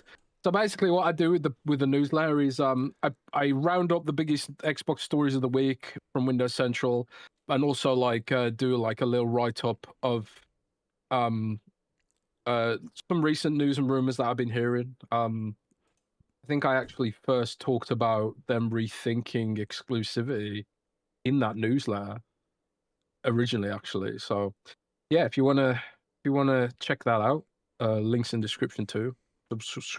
Subscribe to us on Patreon. I'm actually planning to revamp the Patreon tier soon. Like, if Xbox can make things cheaper, then I think so can we. So look out for that as well. Mm. We have, let's see, we got Edwin, who says this move indicates that ABK deal is a failure. I don't think so. Well, I think what it indicates for sure is that Call of Duty on Game Pass was a failure in a lot of different regards. I'm not sure it indicates that ABK acquisition as a whole is a failure, because I think Blizzard's doing great. I do think Call of Duty, I think this past year's Call of Duty is an outlier. I think it'll return to what it usually is. I mean, you've got to really remember like how much stuff exists in that deal. It's not just Call of Duty, man. There's like World of Warcraft, there's Candy Crush. I mean, they did it. A lot of the reasons why they did this in the first place was for mobile, to have a presence in mobile. It wasn't just about Call of Duty. It was about Call of Duty Mobile, which, Diablo Immortal and all this stuff that's actually still doing very well. So ABK is absolutely necessary for Xbox to anchor the business long term in Microsoft, from my view. So I don't think even slightly that it was a failure. If all you were interested in was Call of Duty and Game Pass, then sure, that's your prerogative. But yeah, I mean, I guess you could make the argument that it led to some things like Project Latitude and the multi-platform approach, which really kind of hurt the Xbox brand, at least in the eyes of a lot of hardcore people, even though like the Xbox was making more money than ever had before. Maybe that was a failure in some people's eyes. Now. So yeah, I mean, if you don't like the direction that it's going in, then that's fine. But as a Blizzard fan, kind of loving life right now. Of course you are. We have Silver, who says, in my eyes, this is good now. Fable won't need to compete with Modern Warfare 4 in October, for example, as in Game Pass games players. I hope you understand my logic. Sure. Yeah, because if they were both on Game Pass, then I get that. So, like, only Modern Warfare 4 players would buy the game. So it's like, they're still competing for your time, regardless of whether or not one of them you have to purchase and one of them is on subscription, right? Because everything's going to be competing with Grand Theft Auto, but Grand Theft Auto is going to win that battle 9 times out of 10, if not 10 times out of 10. But you are right. There's also something we kind of overlooking here. What? Call of Duty's still going to be in Game Pass. It's just like up to a year later. So it's a year later, and the current Call of Duties that are in Game Pass will stay in Game Pass. They've started putting legacy Call of Duty games in Game Pass too. Like PC Gamer actually reported via their own sourcing that there are more legacy Call of Duty games slated in the short term and medium term. And I am actually investigating an issue right now where some of the 360 Call of Duty games aren't working properly at the moment. So stay tuned for that. But the intent is there. Like, there's still a ton of Call of Duty in Game Pass right now. So yeah, I don't know, man. We got Glitchy Texture who says, hey guys, did you see that Asha said in the Steven Totila interview that the decision to put competing stores on Helix was made by a previous admin? She is not committing on this, that this will be a thing. I told Jez about that before we started the show, and he was shocked because he didn't know about it.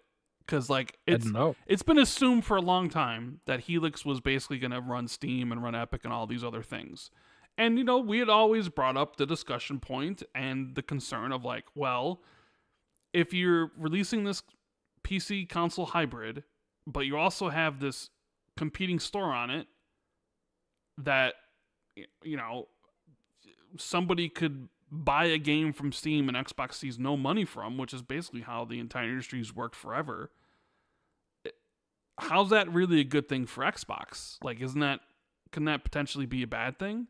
And how's that going to work? How's the economics work of someone else's store on your device? And it was just like, well, hopefully they figure it out, you know? But yeah, judging from her reaction, what she said to Stephen Totillo, which, you know, we'll talk about when we get to there, is that a thing anymore? Because she basically said, like, that's a previous administration's thing. And it's like, oh, like, are we even changing course on this? Have they come to the realization that maybe that's not a good idea either? But I mean, they have promised that Project Helix will play your PC, your console and your PC games. Although they didn't mention Steam games, and it could realistically play your you know, your Xbox PC games. But I mean, would that be a major down? Like, hypothetically, stay with me here, okay? Let's say they don't allow Steam and they don't allow Epic. So the only PC games that work are the games from the Xbox PC store. Is that a downgrade in your opinion? Because like, I mean, the thought for a while has been all the games, like, because you can get Steam on there, so like everything. And if they decided, like, actually, no, we're not going to do that anymore, it's just like going to be the Xbox store, PC store. Is that a downgrade? Would you be happy with that? I'd be very curious. I wouldn't. I'd be kind of annoyed, to be honest. Like, there's a lot of games that aren't. I'd be annoyed if Microsoft can't solve the organic traction for Game Pass. The PC store, rather. Like, there's a lot of games that come to Steam that don't come to Epic Games Store, that don't come to GOG, that don't come to Xbox PC, you know? So, for me, that's kind of irritating if there's no way of achieving that. If they're going to block that or whatever, you know, if the PC aspect of it is like, you can just get the Xbox PC games that aren't on Steam, like the Riot client, for example. Like, you can get the Riot client through the Xbox PC app, and they've got this whole Game Pass.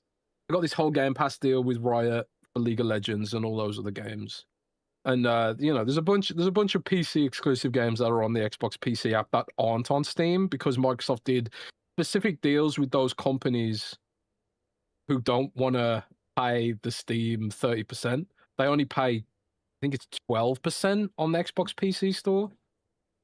So, but it also comes back to something we talked about before, like, which is like, well, Microsoft put Steam on the Xbox. Are they not just helping Steam to further degrade the console market in a way? You know, are they not just helping Steam to grow to their own detriment, similar to what they're doing in a way by putting games like Forza on PlayStation and not marketing their own hardware? I suppose there's like pros and cons to both approaches, isn't it? You know, I want Steam on the Xbox because there's a lot of games that are on an Xbox that I want to play. I'd like to play through my TV without having to bother hooking up my PC to it, I suppose. I just like the idea of it, but at the same time, from a business perspective, analytically perspective, it does seem risky putting Steam on your box, because what if Steam becomes the default store on your own system? That's problematic in a way, isn't it? But I don't know. I know you're not that bothered about it because you don't do much PC gaming, right? Yeah. I mean, it wouldn't matter to me whatsoever. No skin off your back, right? Yeah, exactly. Yeah. So, we'll see.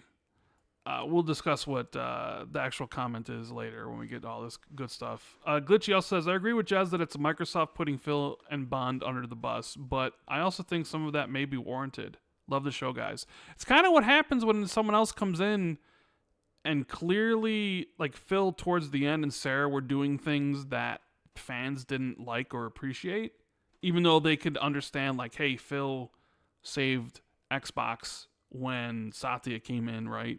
After the launch, the disastrous launch of the Xbox One, and recognized that, hey, Phil saved Xbox. Phil got Satya to view gaming as something that should have a seat at the table, and got him to invest in Xbox and buy studios and publishers and stuff. So you can never take that away from him. But like the last couple years with Phil, like I really set like with the ABK acquisition, it really seemed like, you know, it's like, okay, you spent the money, now you have to deal with the consequences, and the fans didn't like the consequences, like the monkey paws wish, right? And like all these things were made, and like the hardcore fans really didn't like it. And suddenly, like, new leadership comes in and is starting to like revisit those decisions that they didn't like. Yeah, well, what do you expect is going to happen? People are going to be like, Asha the Empress, which I've already seen as a nickname, or Empress Asha, which is, I still think that is like, it's funny, but it's also cringe. You know what I mean? It's only cringe if people are like truly serious. But the thing is, I think some really do. It's like calling Phil like the X-Boss and stuff. Well, I think there are some people that truly, I mean, look, it plays well into the console war, because that's the one thing I've noticed is that people really miss the console war. People miss Xbox versus PlayStation versus Nintendo. Miss it? No, I mean, I never really was in the console war outside of the fact that you kind of miss it, don't you? Okay, well, I miss a little bit. I miss the chaos that would spawn from it. when we were on Defining Duke, and I think I even said this on our show. I said, will exclusives come back? I don't know. Who knows what the future holds? But I did say I wish they would, because it would be chaos online if it happened. And I'm here for that. Yeah, sure I'll grab my bucket of popcorn, and I'll eat it. I'll sit there and I'll just munch on it, because people will be deleting tweets and being like, this is impossible. You already see some of it. Like even now, even now with them mentioning we're revisiting the topic, you even have still people like, they're not going to do anything. They're going to stay, whatever. And it's like, they may not do anything, but if...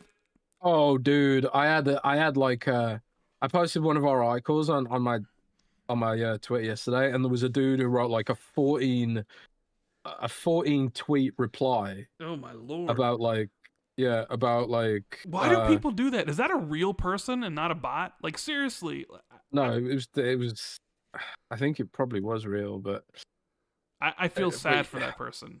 I feel sad. It was always like, when it was all console war stuff, it was like, oh my God, they'll never compete with Sony and Nintendo. It's so weird. It's like, it's not even like a console war. It's almost like, the funny thing, I just hate Xbox.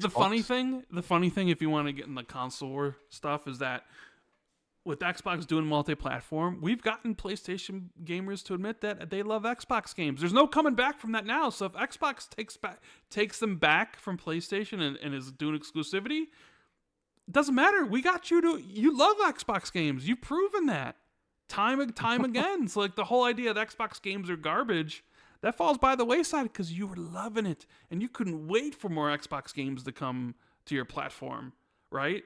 And I did mention how you would see some gaming media suddenly write like kind of mean-spirited articles if Xbox ever did go back on the exclusivity. And guess what? It's already started, Jez.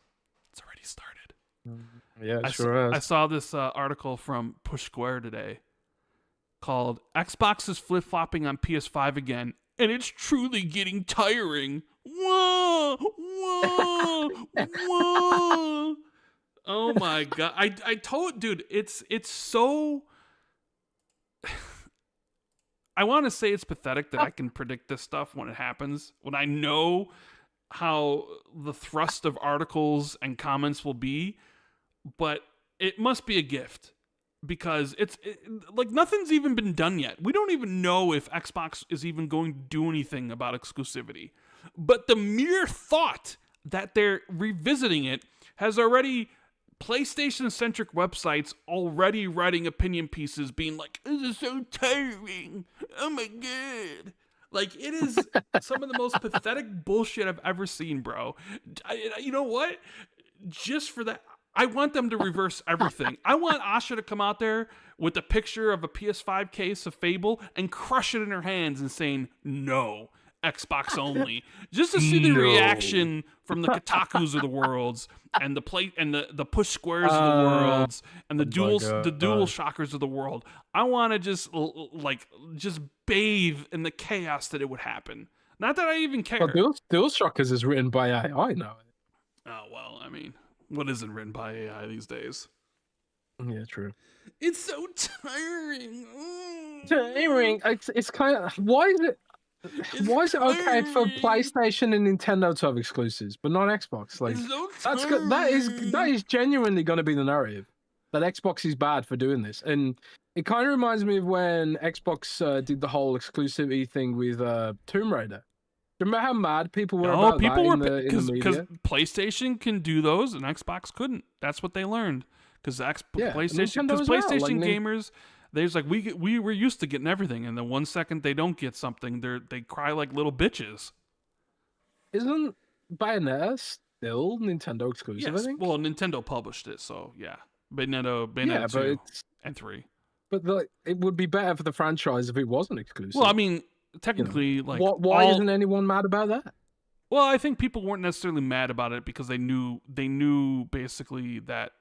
Without Nintendo, Bayonetta 2 and 3 wouldn't exist. No, but that's what they said about Tomb Raider at the time. That Xbox they lied. No, they lied about that. Tomb Raider was going to exist because it was Xbox. Yeah, Tomb Raider was going to exist regardless of whether or not Xbox had the paid for the exclusivity. It's still a double standard in my view. I disagree with you. I think there's a distinct difference between Nintendo doing Bayonetta 2 and 3 versus the Tomb Raider situation.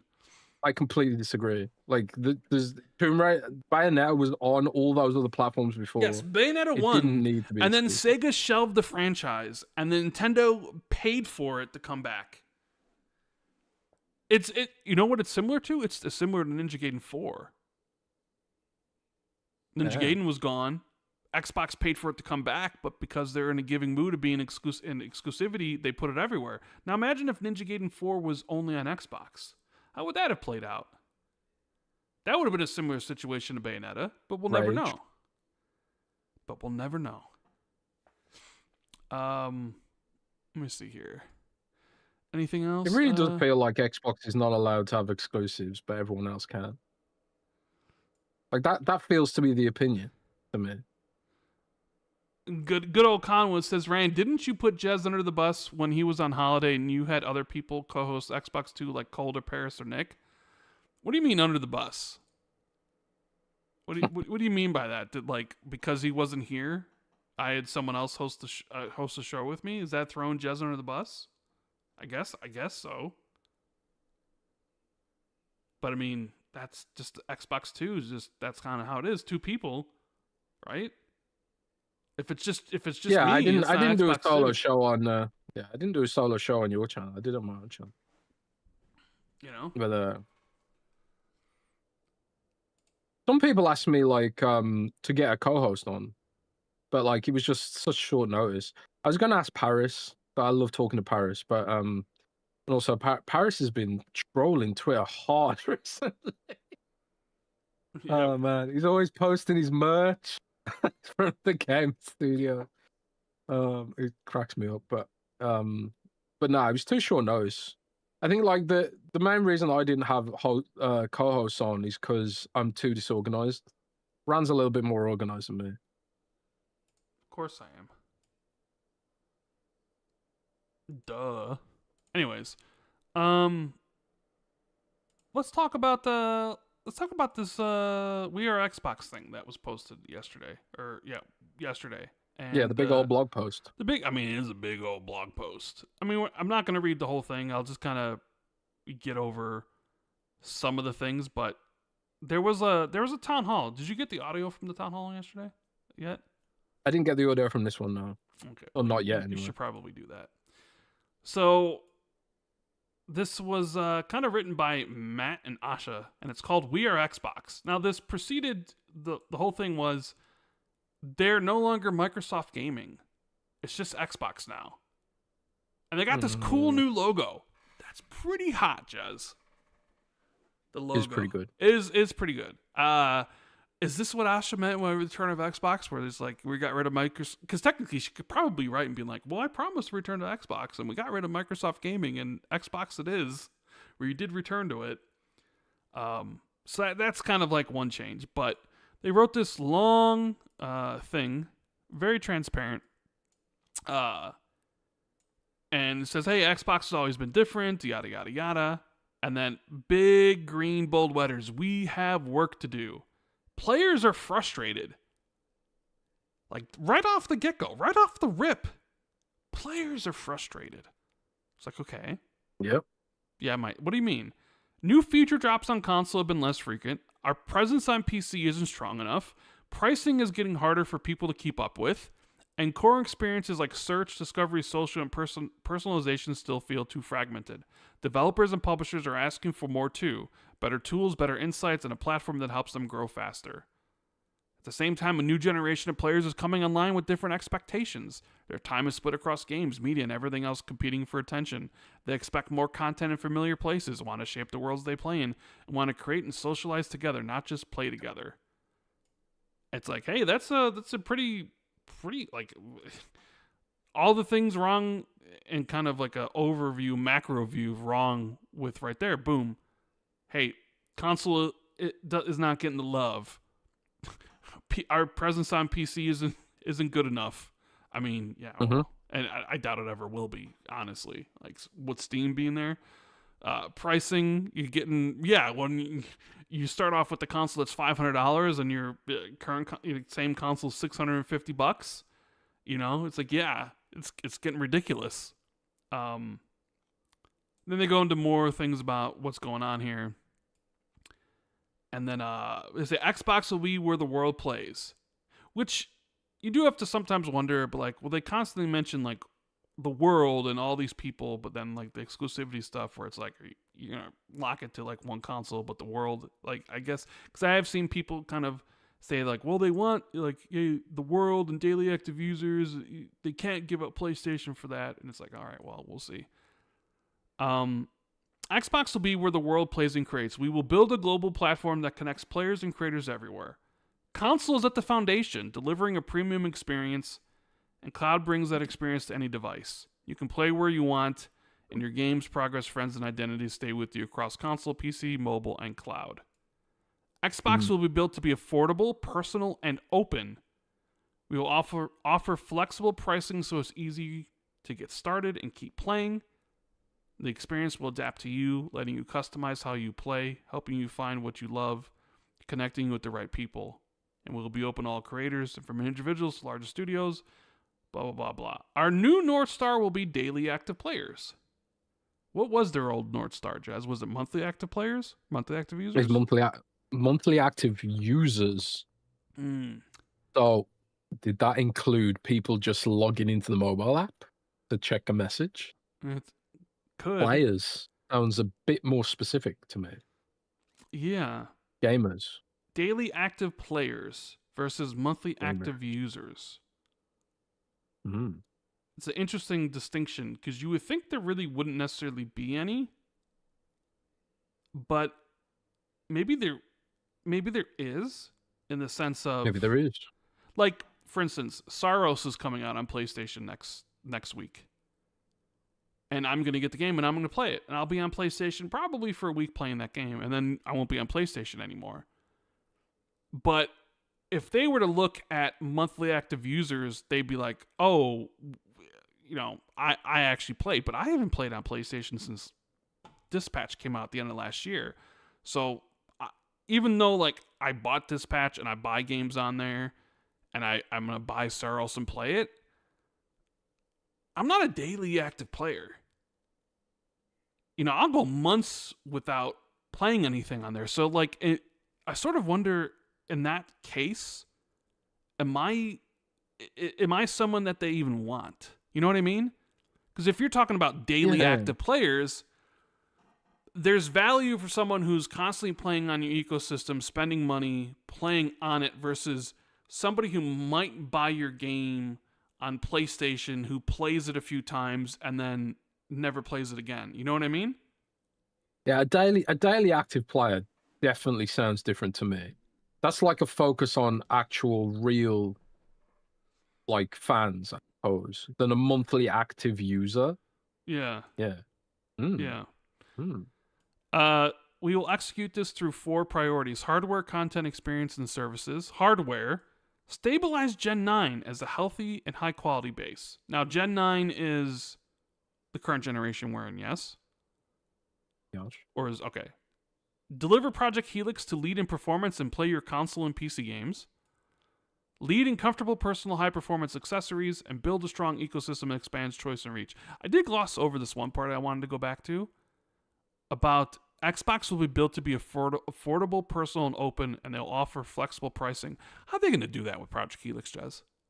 I mean, I know you've theorized before that they'll let the OEMs maybe cover some of the cheaper options, but the way we've been led to believe and know the stuff about Helix, we've been expecting a big boy, a monster, priced appropriately, especially if it comes with other storefronts on there where we're like, shit, this thing might be $1,200, especially with all the RAM problems, the RAM crisis, and all these sort of things.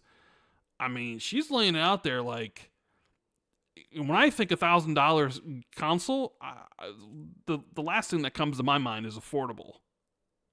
So, if you had to guess, is that referring to maybe like an OEM that offers a cheaper version of Helix and different variations for somebody who wants the cheap end or somebody who wants the super high end? Like, what do you think that means?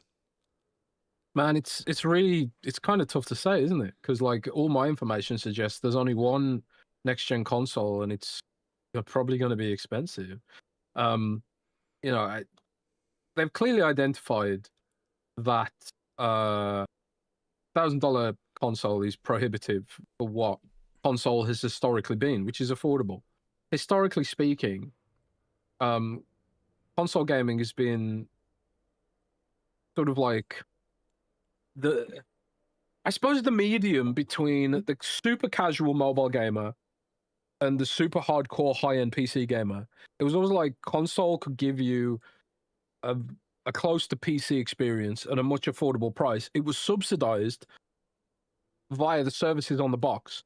So, subscriptions, ads on the dashboard, that kind of thing, And then the game sales, they own the platform. So they sell the hardware at cost and make money back on the software. And in ages past, they'd subsidize the hardware this way. But subsidizing the hardware is more difficult these days because of the rise of free-to-play. A lot of people just log onto their box, play Fortnite, and don't spend a penny. So it's a little bit, the value proposition's a little bit different.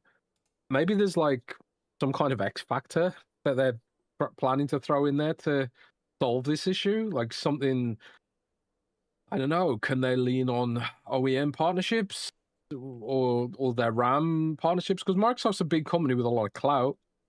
Is there some kind of something that can do here to bridge that gap? But there seems to be a gap for me, man. They're like, I don't know how they solve that shit. I really don't. Yeah, it's very interesting. I guess we'll just have to wait and see. Content. Grow and extend an enduring portfolio of franchises players love. Evolve our third-party partnerships and strengthen our 5-year slate. Expand into China, emerging markets and mobile-first audiences. Maintain and grow in-live games and long-term stewardship. Elevate creator-centric platforms like Minecraft, Elder Scrolls, and Sea of Thieves. experience, fix the fundamentals for players and partners, make Xbox the best place for developers and creators to build and grow, overhaul discovery, customization, social and personalization, and connect the community. Services, fortify Game Pass with clear differentiation and sustainable economics. Jez, sustainable. There's that word. Ew.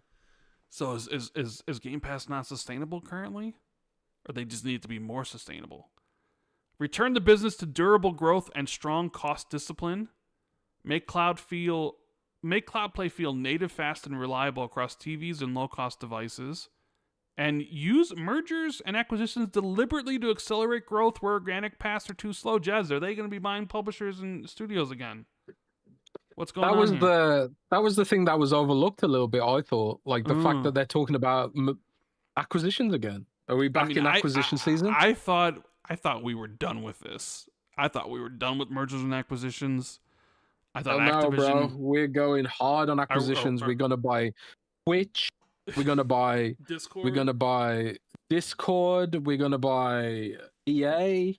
Actually, no, we don't need EA. We're going to buy Capcom. We're going to buy HoYoverse. Banned into China. We're going to buy Take-Two right before GTA comes out. Yeah. We're going to buy Xbox 2 podcasts for $1 million each. $1 million each. Yeah, hit me up, Microsoft. But yeah, I don't know. It's does sound like we've got shit on the docket again. I don't know. Yeah, it's interesting. I didn't think this would come back. So maybe it's just one of those things where if the right opportunity arose, you could make a play for something. But I mean, even you're looking at it right now, like who is there? Is there anybody like that fits what Xbox would need? But then again, I don't even know what Xbox's kind of need is right now. You know, Activision. The answer is Discord. The answer is Discord. All up. Yeah, Discord. Yeah, the answer is Discord.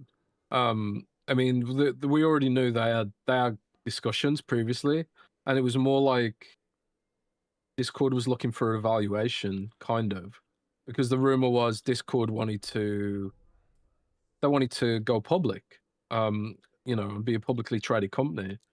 But maybe they're like, actually, maybe going public isn't a good idea, or it's not viable for us, and maybe we want to sell to Microsoft. Maybe it's something like that. I don't know. Jake Cassidy in chat says, buy Steam, to be honest. Okay, fanboys will cry for a lifetime. Can you imagine if they bought Steam? I know. Can you imagine? Oh, man. The fallout would be insane. Sure would. It would be insane. It absolutely. And it would definitely be a day on the internet, that's for sure. It would be unreal, I think. It would be unreal. It's also a thing that I don't think, it's also a move that I don't think regulators would allow. I don't think that gets past probably not. The UK. I don't think they get past the EU. What about GOG or Epic Games? Maybe one of those. GOG spun out into a separate entity recently, but I don't know, because Xbox PC is already bigger than GOG from what I've heard. So, like, do we even need GOG at this point?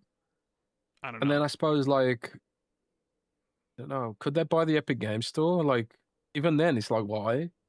I think Xbox PC is bigger than the Epic Games Store as well. I don't bloody know, man. But it does sound like they're looking for things that are, you know, kind of within remit. For me, I really think they should have kept Mixer. I think, like, one thing that I think Asha will... I think most people here aren't that interested in it because we're all of a certain age and we all play games a certain way. But one thing they do allude to, one thing Asha did allude to in that post was the way that youngsters coming into the ecosystem, they have very, very different expectations, and a strong text-based social layer is part of that. Like, having the ability to text people from within the game when they're playing other games is something they expect now because of Roblox. Like, in Roblox, like, no matter what Roblox game your friends are playing, you can talk to them, you know? And, like, if you want to do that on Xbox Live, you have to, like, jump through hoops, or, like, on PC, you have to jump through hoops. There's all these, like, sort of competing systems and You know, just having a keyboard and mouse and then pressing enter and being able to text people in the game. That's kind of like what they kind of want to do. So like maybe it's with that in mind that you do look to something like a Discord, you know, to buy it. I mean, what's Discord's valuation these days? I mean, in the post AI era, Discord's kind of like it's not as sexy as it once was as an acquisition target. So maybe it's a bit cheaper. Like all the venture capital right now is all the investments going towards AI bullshit. So maybe the Discord founders are just like, you know what, fuck it. Yeah. Discord valuation. Let's see what Discord's value is. So Discord is currently, according to the interwebs, they had a 25 billion valuation as of 2021. Now, it's different times now, so I would expect it's probably worth a bit more than that. Is Microsoft looking to buy something that expensive again? I mean, who the fuck knows, man? I mean, it's a new core, it's a new day. It's a new world for me. I mean, I don't know. But then the next line here, along the way, we will reevaluate our approach to exclusivity, windowing, and AI, and share more as we learn and decide. Which is that's a sentence, because when you look at it, it'd be like, if they're going to reevaluate their approach to exclusivity, like, to me,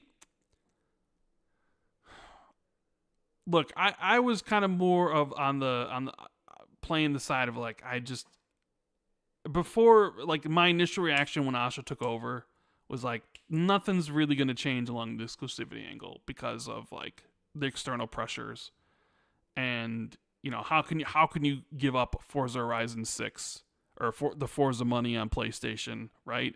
It's just like they can't. But with them putting it in here, I sort of wonder if like there's a really good chance to actually happen, because the next word after exclusivity is windowing, which, at least in this, the way I read it, was windowing meaning, now I could be wrong, but windowing meaning like when potentially games might come to other platforms. Am I reading that correctly, Jez? Like, along the way, we relate our approach to exclusivity, windowing, and AI. Yeah, so the maybe, window of timed exclusivity or whatever. Yeah, maybe they approached time exclusivity more with some stuff and give a reign of like, hey, it's a year before games will go to PlayStation. Exclusivity or windows, Switch 2 or something. I don't know. I think it's easy to say. You look at this and you be like, nothing's gonna change. But like the fact that it's in here, and then not only that, like Stephen Totillo had like a great interview here with Asha and Matt on GameFile that went more into this, talking about the exclusivity. Steven says, as for those HASA topics, Sharma and Booty had no additional info to share with me about exclusivity. No calls made yet. Choices around Xbox's approach to exclusive games are, quote, long swinging decisions that have decade-long impact, Sharma said. Quote, we'll take a data-driven approach and a strategic-driven approach, and then we'll look at our principles and we'll make some calls. So we'll share more when we're ready. I suspiciously asked if they had a time frame for making a decision. Quote, nothing we're ready to commit to, she said, pointing out that she was in a role for only about 60 days. She wasn't going to rush it. Quote, I want to make the right decision, not the fastest decision. So there's more. Here's what I think. More context, I think they know. To everything. You think they know? I think they know. I think they know what they're doing. And I think they're going to announce it at the game showcase as a PR piece. Because a lot of what they're doing right now seems PR led, because they've identified that Xbox has a serious image problem. If they pull this back to like, we're actually competing again visibly on the biggest stage they have of the year, that's kind of my opinion. I could be wrong, but maybe it's cynical, but I don't know. I think they know what they're doing, and I think they've got a plan to announce something with regards to this at the showcase. That's just my prediction, though. I'll be wrong. Yeah. I mean, they are talking a lot about it, and talking about it like this does also kind of lead to expectations of change potentially, because if they had plans of like not changing anything, they wouldn't be talking about this, in my opinion, because that would only lead to disappointment. But the fact that they're talking about this and being like, hey, we're not making any calls yet, you know, these are big decisions, right, that have decade-long impacts and stuff. And the thing I even mentioned, like, I talked about Forza Horizon 5 and the $5 million sales. Like, people will be like, okay, you can't put the genie back in the bottle. Like, it's already done and dusted. Yeah, they can't do this. You can't compete. They're not selling consoles, but they're not doing the X, Y, and Z's. And I also think they have to do this the right way. Like, if they are bringing back exclusivity, it has to be done, and it has to be done with the right games. Because I do think Xbox has games that can push their ecosystem, but they're the biggest games. And what I mean by that is Fallout 5 exclusivity would push Xbox. Now, the easy play is to make it multi-platform, because you'd sell it to everybody, and Fallout's everywhere, and people love the TV show.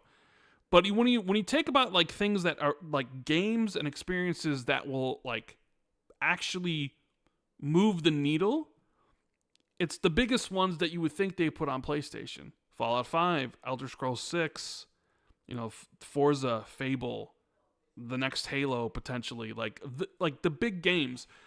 So it's like, to me, if you're not willing to kind of at least offer some extended I'm not saying you need to do Fallout 5 needs to be exclusive forever, but like something like Fallout 5 needs to be exclusive for at least a year.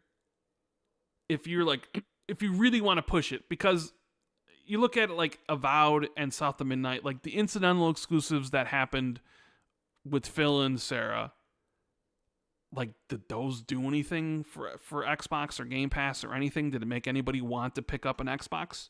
I don't think so. I don't even think something like Ninja Gaiden 4 did. But if all those games, that's one of the things that, like, last year, like, they released 12 games.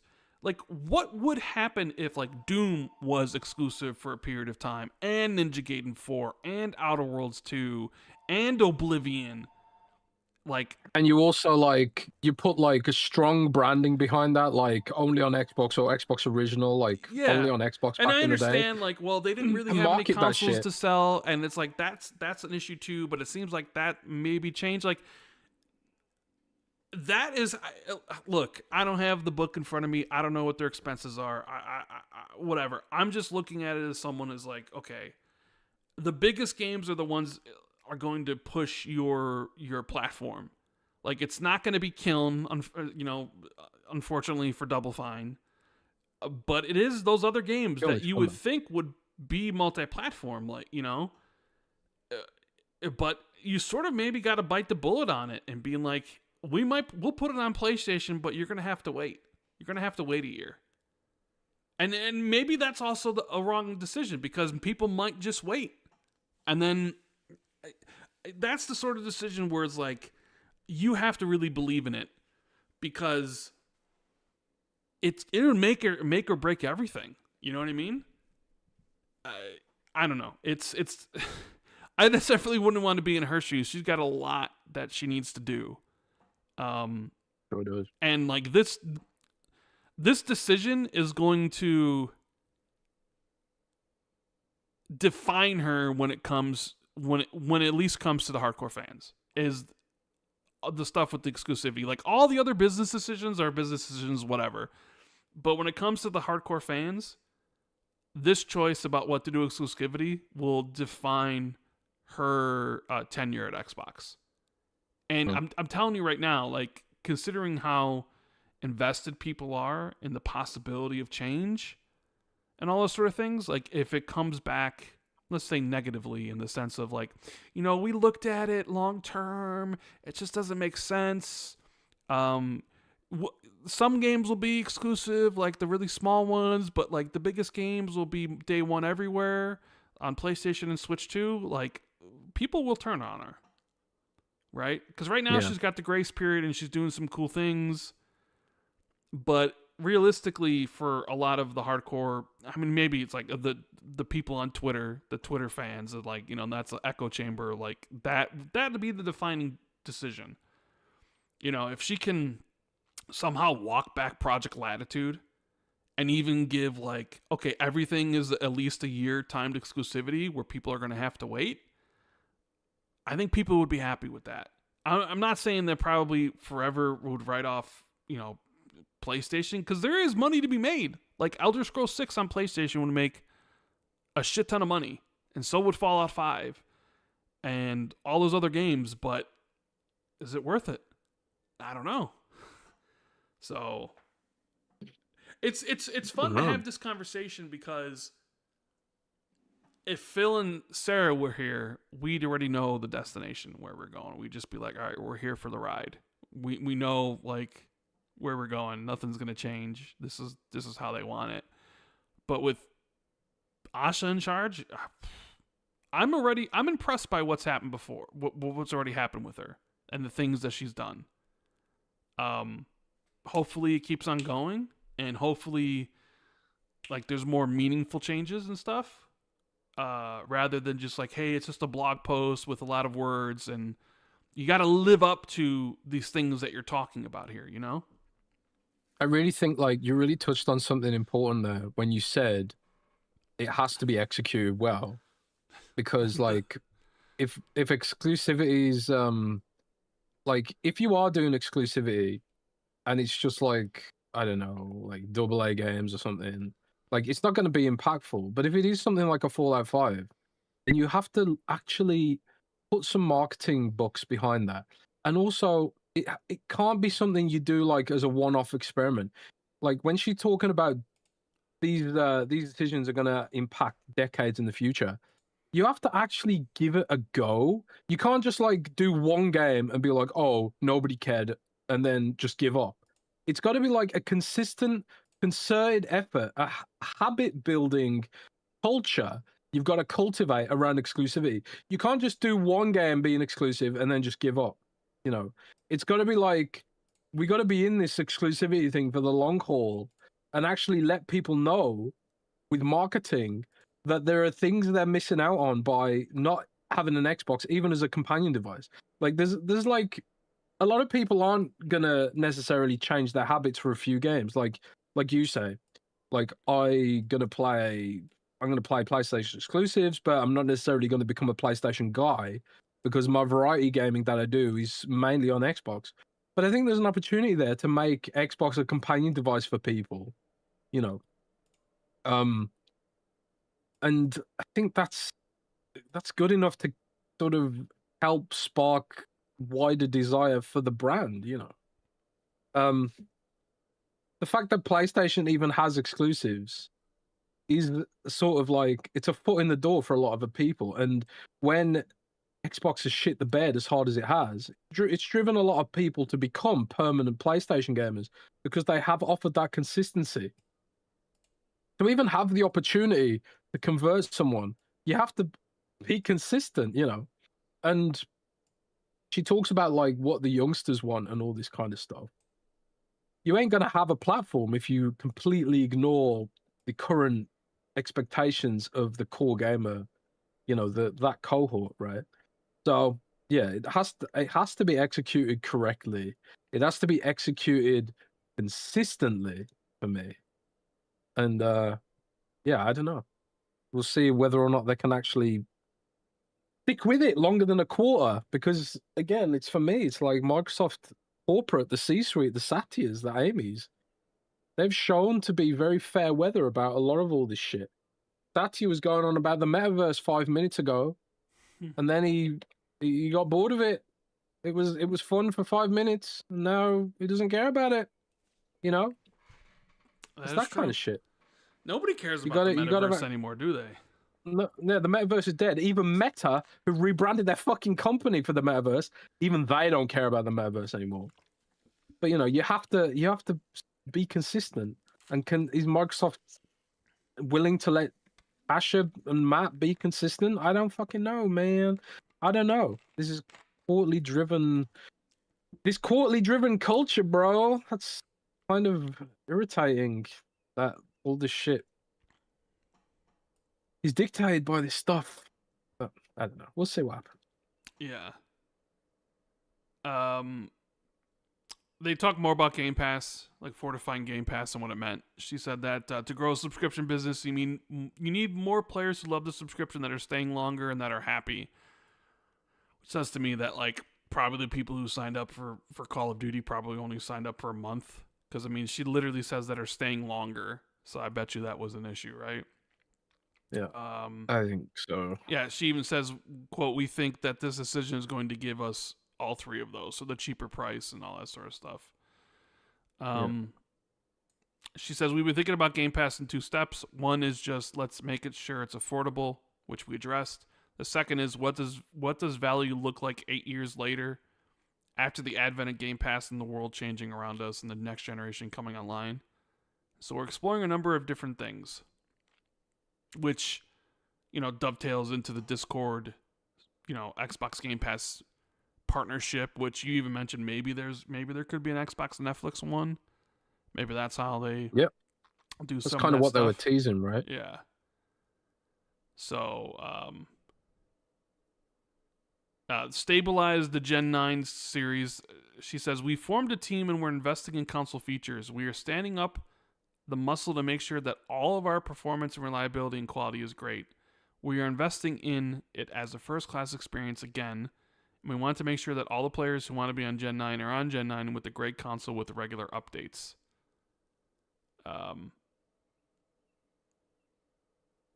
That's good. Yeah. I mean, it give me something to make videos about again. Huh. Yeah. Players are frustrated. Our presence on PC is strong. Blah, blah, blah, blah, blah. Maybe you need to start making videos again if there's this much news popping up, bro. Yeah, sure. Let's see. There's another interesting thing that I want to talk about. Was the stuff about Steam. Steven says, from the outside, I could appreciate the words of support for Gen 9 Series X consoles, but I noted to Sharma and Booty that Xbox console sales have been in decline. Does Sharma expect Series consoles sales to go back up? She says, quote, I can't share guidance on what's going to happen in general. We are wanting to see Xbox return to growth next year, and so we've got work to do. There's no silver bullet, and our focus is going to be how many players are playing every single day in the Xbox ecosystem. The memo also talks about Xbox being built to be open, which tripped me up. I initially took it as a reference to the kind of approach the public saw last year for the Xbox-branded portable, the ROG Xbox Ally. That device, made by Asus in partnership with Microsoft, includes the Xbox PC Marketplace right next to Valve's dominant Steam service. As a result, it's an Xbox-branded device on which I can play the Steam version of PlayStation's God of War. The Ally hinted at a more open platform approach for Xbox. Then there was a line in Sharma and Booty's memo about the next-gen Project Helix and how it would play your console and PC games. In early February, a few weeks before Microsoft announced Spencer's exit and Sharma taking over, Epic Steve Allison, who runs his company's PC Marketplace, told me he expected the Epic Game Store to be on Microsoft's next console. I wasn't sure if that was the kind of open thing the memo was hinting at, and I've been scratching my head for some time about how it would be economically viable to let other storefronts operate on its hardware. Sharma pulled me back a bit from all this. Quote, so what we shared with our team is that we want the platform to be open for more people to create on the platform and more players to participate in customizing and extending that. But an open platform approach as with the Xbox Ally as well. I cited Allison's comments about Microsoft plans for future Xbox hardware had been, at least under the prior regime, quote, I wasn't part of those conversations, so we'll make those decisions going forward as a team with our partners. We'll share more when we can. So see, it's really interesting for me because we were always kind of told and sold on this idea that,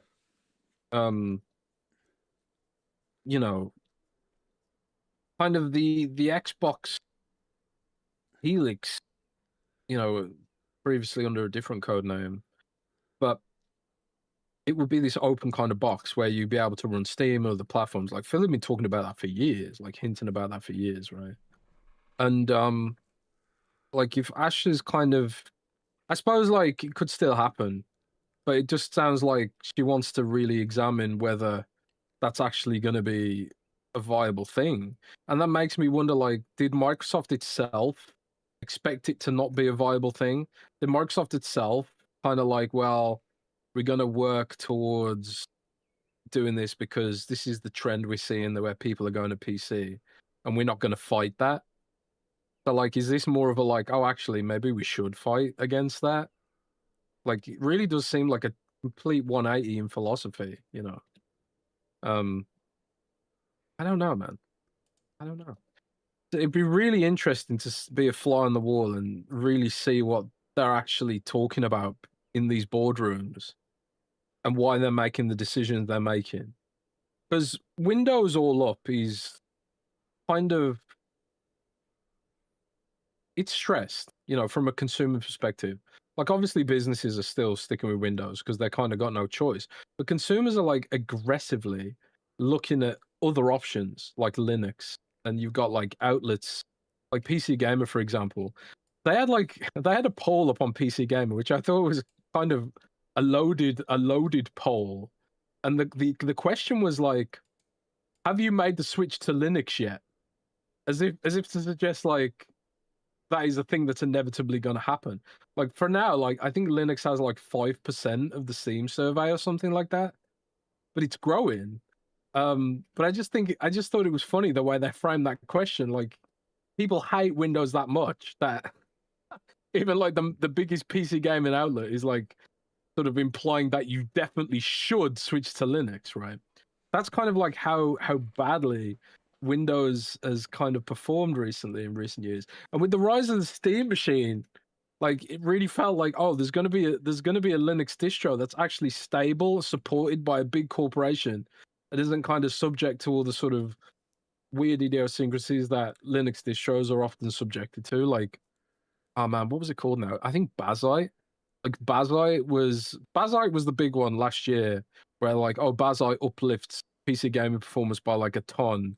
But there's been all this drama with the Linux, the Bazite developers and stuff, and like the community around it. I don't know, but like being backed by Valve, SteamOS, that's a completely different proposition, right? So I suppose like for me, I was kind of wondering like, is there push to like make Windows hardware more living room friendly and like put Steam a part of that?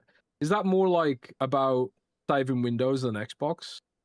And now like are we doing a 180 where it's more about saving Xbox than Windows? You know, like what happened there? Like what is the deeper thing that happened behind the scenes there? It's really interesting to me. Maybe we'll never know, but it does seem like Xbox is back on the menu, boys. I mean, Tom Warren even tweeted out, Xbox chief Asha Sharma also mentioned during our all hands yesterday that the teams are meeting daily on Project Helix, and that there will also be bi-weekly Xbox Series X and X console updates until the end of the year. The reinvestment in the Xbox OS is very interesting.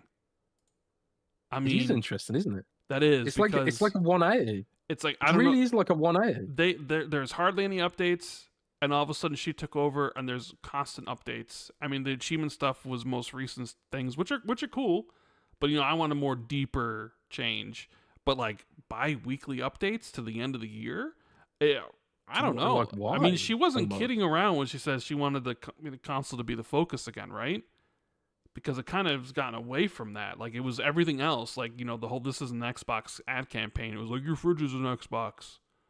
You know, it's kind of gotten away from all that. But good. Like, I'm glad to see the console get some love.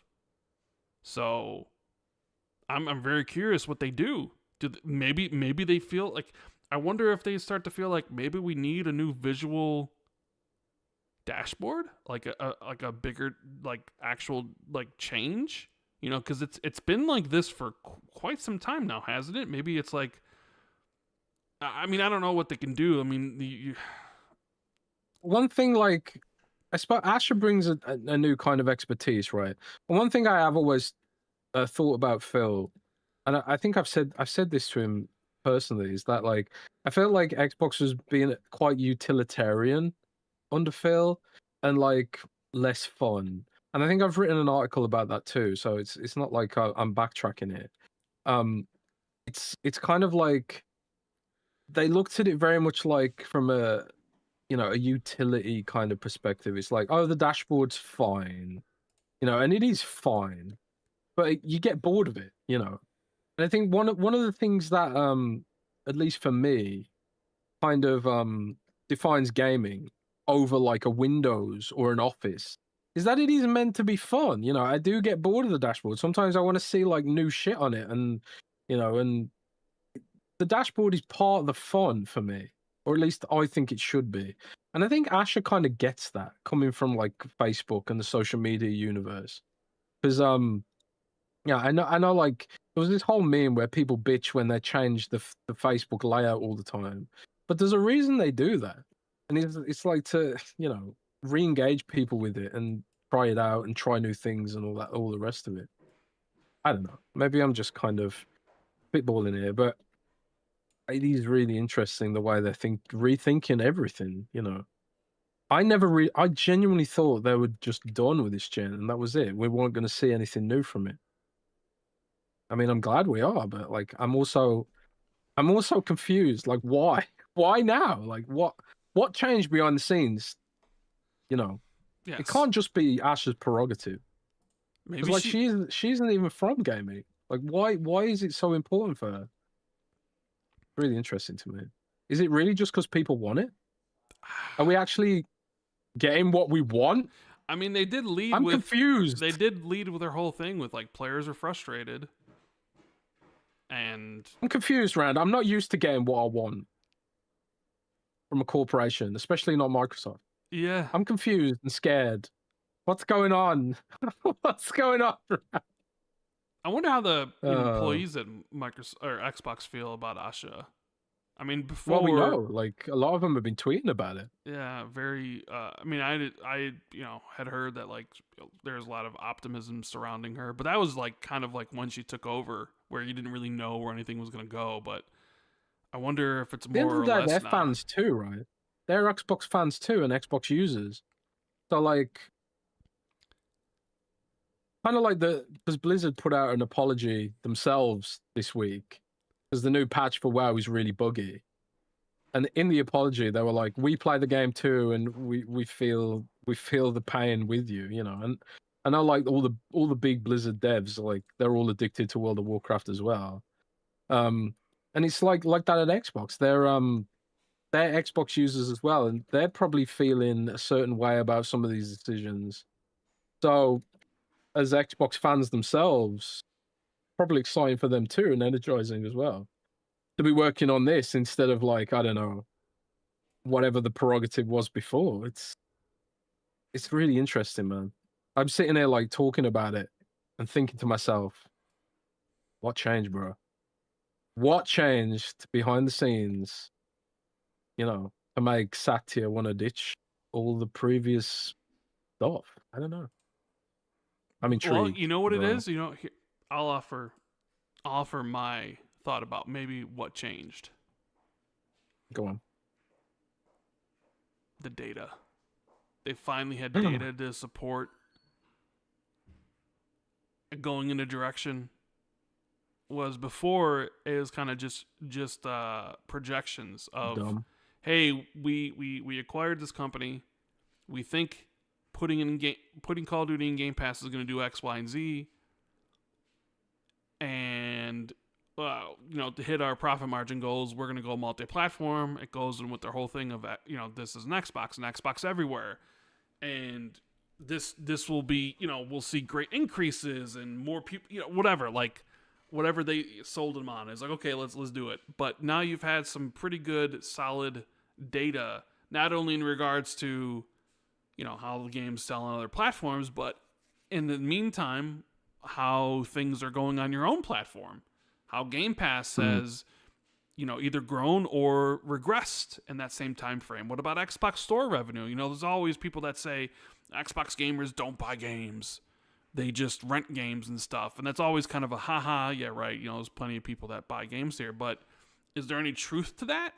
Was there some sort of like, hey, was Xbox and Project Latitude, them going multi-platform combined with Game Pass, did that screw up some of the Xbox Store revenue stuff with like how many people wanted to buy things anymore from Xbox because they felt maybe the platform was like, well, if Xbox is going multi-platform, maybe it's just better to buy games on PlayStation because I'll get all Xbox games and PlayStation games. And maybe you lost some players, or maybe some players went to PC because Xbox was really... They weren't just gently pushing people to PC. They were really like pushing people in the back, being like, go to PC, go to, you know, I was like, you want to go to PC? And maybe some of those players were just like, you know what? I'll just buy some of these games on Steam. And I sort of wonder if there was a knock-on effect of like all these things happening where you saw like some bad things happening in the store because of it.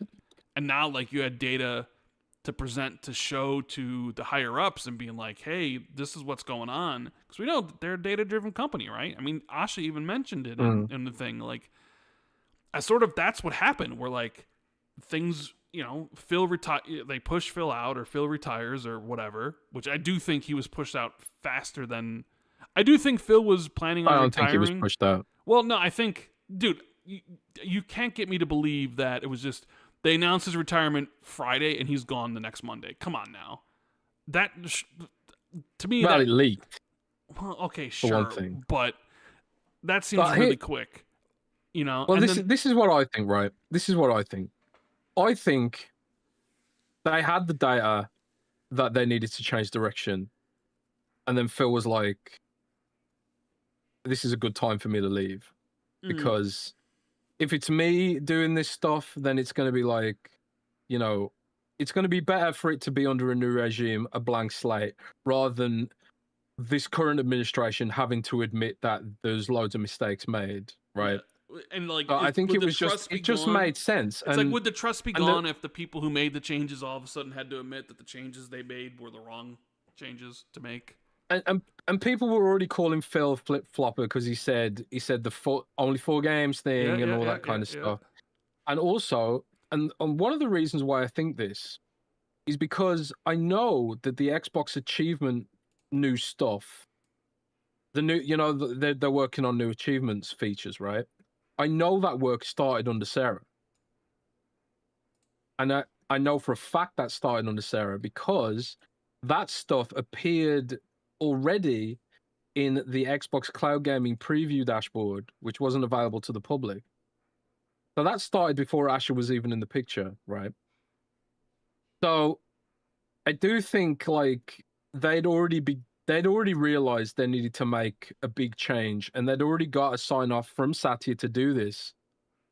But it was just like, this has to be under a new regime. This has to be under some people who have new ideas and bring fresh energy, and they don't look like they're just sort of flipping around in the wind, changing on a dime and all that kind of stuff. So while I do think like Ash is bringing a lot of new ideas to the plate, I do think Microsoft all up, because look at Windows 2. Like I said, Windows is getting this treatment as well. I do think this is wholesale. They fucked up. Microsoft as an entity fucked up, and they're working on fixing it now across the whole business. Interesting. That's kind of what I think. I wouldn't be surprised, because I don't know if you saw this in the news as well, Rand. Microsoft announced that some of their senior management can take a voluntary retirement kind of thing. I saw that. What is that? So what's that about?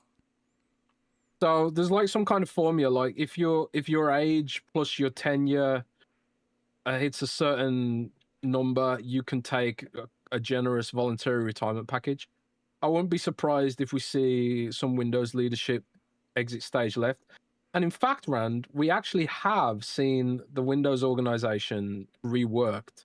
Like the legendary developer behind a lot of the third-party Windows apps from back in the day is now leading fixing Windows. Which is like in the Windows community, like Rudy Hune is his name. He's pretty famous for, he made a load of third-party independent apps by hacking companies. Like he made like Windows Phone didn't have Snapchat, right? He made one. Windows Phone didn't have Instagram. he made one by reverse engineering their shit. He actually got sued by Snapchat for doing so, and then Microsoft fucking hired him because he's some kind of genius, and now he's leading the charge fixing Windows. So it's a similar kind of situation where they've made a team to undertake this new initiative, and Asha's kind of leading that charge. So I don't know, man. There's still some like bigger strategic decisions to be made. Like you said, can you put Forza back in the bottle now? Can you make it exclusive again? I don't think you can, right? But as they're already doing with 6, it is a timed exclusive. We just don't know how long. I think it's just incidental. True. But I agree with you. I think it is just incidental. I think the port wasn't going to be ready, but I'm saying this could be the test bed for how they approach future games. The windowing. The windowing. I mean, they mentioned it literally after exclusivity, so I feel like that's going to be... I don't think you'll see, like, Forza... Well, I mean, it'll be how many years until Forza Horizon 7? I mean, let's say 4 years. Like, when Forza Horizon 7 comes out, it very well could be it's on PC and Xbox and comes to PlayStation 6 months later or whatever. Or, I mean, because we don't even know. Like, I think... I wouldn't be surprised if Forza Horizon 6 came to PlayStation in September, let's just say. Right? Which would be like May, June, July, August, like 4 months. Oh, he is around with his predictions again. I mean, I'm just saying, like, because I think that's basically... Because Xbox would be dumb to put Forza Horizon 6 anywhere close to GTA. So if you're trying to get it out this year...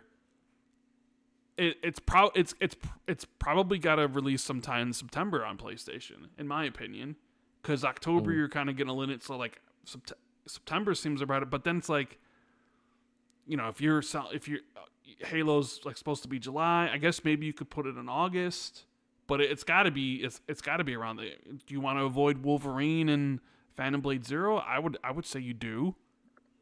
Yeah, maybe. So it's like maybe even late August. There's like otherwise, then like it's you gotta put it out sometime next year. I don't know, but that could be like a test bed to see. I mean, it already sold 5 million copies, and the game was how many years late? But that doesn't necessarily mean you'll do the same for the next one. Apparently, the game's got over 2 million plus some odd wish lists on PC. Forza Horizon 6, that's a lot of wish lists. Which it's going to be a big fucking deal. It's going to be a big deal, absolutely massive deal. And those are the type of games that you need to push your platform. Because I've even seen some people saying Xbox should rethink the exclusivity thing even in regards to PC, like not release their games on Steam and take more of a PlayStation approach where their games come to Steam a year later or not at all. I think and it's like, oh man, the Xbox has been so intertwined on PC at this point, and Steam. I think now it's like I think that ship probably has sailed. I think they could do it because they used to do it like. But Quantum Break was not on Steam initially; it was on the Microsoft Store, right? Yes. But like the issues with the Microsoft Store back then, the experience on Xbox PC has to be good enough before they could even consider that, and right now it isn't. Like Battle.net, for example, there's a lot of games on Battle.net which aren't on Steam, and it's fine. Would World of Warcraft do numbers on Steam? Probably. And I don't know if you probably didn't see this today because I don't think that's really of much interest to you, but Zenless Zone Zero of the Hoyoverse game just announced its Steam version, which they've not been on Steam before, as far as I know, with any of their games. So it does seem like even Genshin Impact, the devs of Genshin Impact, that like even they're like in the quest for new growth, they're looking to see like what can Steam do for us here, and like if you want to get the Hoyoverse stuff on the Steam Deck right now, you have to jump through some really annoying hoops. You can do it, but it'd be so much easier if you could just get it from the Steam store. So there's like even those kind of devs are looking to Steam now for more growth. But maybe Xbox is like, maybe we can do this. Epic Games does it, sort of. I don't know, or maybe they'll just buy Steam and be like, fuck it. You know? Told you, it's maybe not going to happen. Even if it did happen, the regulators wouldn't approve it, so. Yeah, but which regulator are we talking here? Both the UK one and the European Union one. Yeah, but maybe Trump's just been like, if you block this, we'll slap a tariff on you, bro. Trump doesn't like Microsoft. Not he probably wouldn't even approve it either. Well, maybe Microsoft just needs to, grease the wheels a bit, bro. Yeah, maybe. Let's see. We got some super chats here. Yeah, let's get all the super chats. Says Matt Booty wanted to outspend Sony out of business. She should listen to him. We need that level of commitment and competition. First, 3 exclusive. I don't know what that means. But... Well, I'll say this. A Microsoft staffer told me the other day. I won't say who it was, obviously, but Matt Booty's got that dog in him. He's got that dog in him, huh? Yeah. So Matt Booty's like, he likes to go hard with competition, so. Interesting. Maybe he's driving that, and they've kind of, I know Asha's the CEO, but it feels like Matt Booty's been elevated in his ability, in his role, I suppose. Like, he's on all the blog posts, like almost like a co-host kind of thing. Maybe Asha and Matt know the Xbox too, bro. I don't know. Yeah. We got Alvin who says the logo change is another way of leaving the utilitarian minimalist era behind, to back up what Jez was saying about fun. Yeah, definitely. It's really interesting because that logo, the new glassy kind of logo, that even goes beyond the current Windows 11 design language. So the flat minimalist logo, that's Windows 10. In fact, it's really Windows 8, the flat era. And then Windows 10 introduced some glassy kind of effects. Acrylic, I think they were calling it. And like Windows 11's got some of it. If you look at the Windows 11 logo, there is this sort of glass kind of effect on it. But the OG logo is really like the fun, almost Windows Vista style aero glass kind of thing coming back. I love it, man. It's retro, but also fresh at the same time. I fucking love that logo. I've seen nothing but praise for the logo. I used to be a graphic designer, so like in a past life, I get really excited about this kind of thing. I just saw a tweet from the Act Man who says the new Xbox logo is literally bringing the color and life back to the brand. Exactly. And the Act Man is he's been definitely an Xbox, like, I wouldn't say hater, but he's definitely been sure. He knows he is. Yeah, sure. I can. And if Ackman ever sees this, you know your hair, bro. Yeah, you know it, bro. He's been talking pretty positively about Asha in some of his tweets. Yeah, like, I think like a lot of dudes like Ackman and stuff, like they're sort of like long suffering Xbox fans, right? Long suffering Halo fans. Well, he's a Halo fan. Like like the Halo fans have like suffered. They have suffered, man. So I think like they've got like more reason than anyone to be pissed at Microsoft, I would argue. Like Halo fans. Have you seen the reports that the next Halo is like going to be an extraction shooter? Yeah. Which it's like, oh, so we chasing another trend, and it's like, dude, extraction shooter is not the trend you want to chase. I'm sorry. Like, yeah, Chris Raygun said that. He said this ain't. He said something to that exact effect. So. Yeah, I don't know. I mean, I remember when Halo innovated, when people followed in Halo's footsteps. Now Halo's following everything else, and they were late to Battle Royale. And could a Halo extraction shooter work? Maybe. But the thing is, it sounds like it'd be Certain Affinity making it, not necessarily. Sure. So it sounds to me like this would be like an additional mode developed by a third party. So, I mean, let them do whatever they want, right? As long as the core Halo experience remains intact, then I don't think it's a bad that thing. as like as someone who is like really in their extraction era right now, you know, like with all the time I spent on Arc Raiders and all the time I've spent on Marathon. Well, the thing is, dude, like a lot of us thought Marathon was going to suck and flop, and you know maybe it will. But well, I mean, I think it's flopped. I think there's no doubt about that. Doesn't suck though. But the same, yeah, it doesn't suck. So kind of like Halo Infinite in a way. Like Halo Infinite didn't do spectacularly well, but it eventually didn't suck, right? I think sometimes it's okay if a shooter doesn't become the next Fortnite. Personally, you know, I was talking about earlier. I was talking about Kilm. Like I think Kilm is really fucking fun.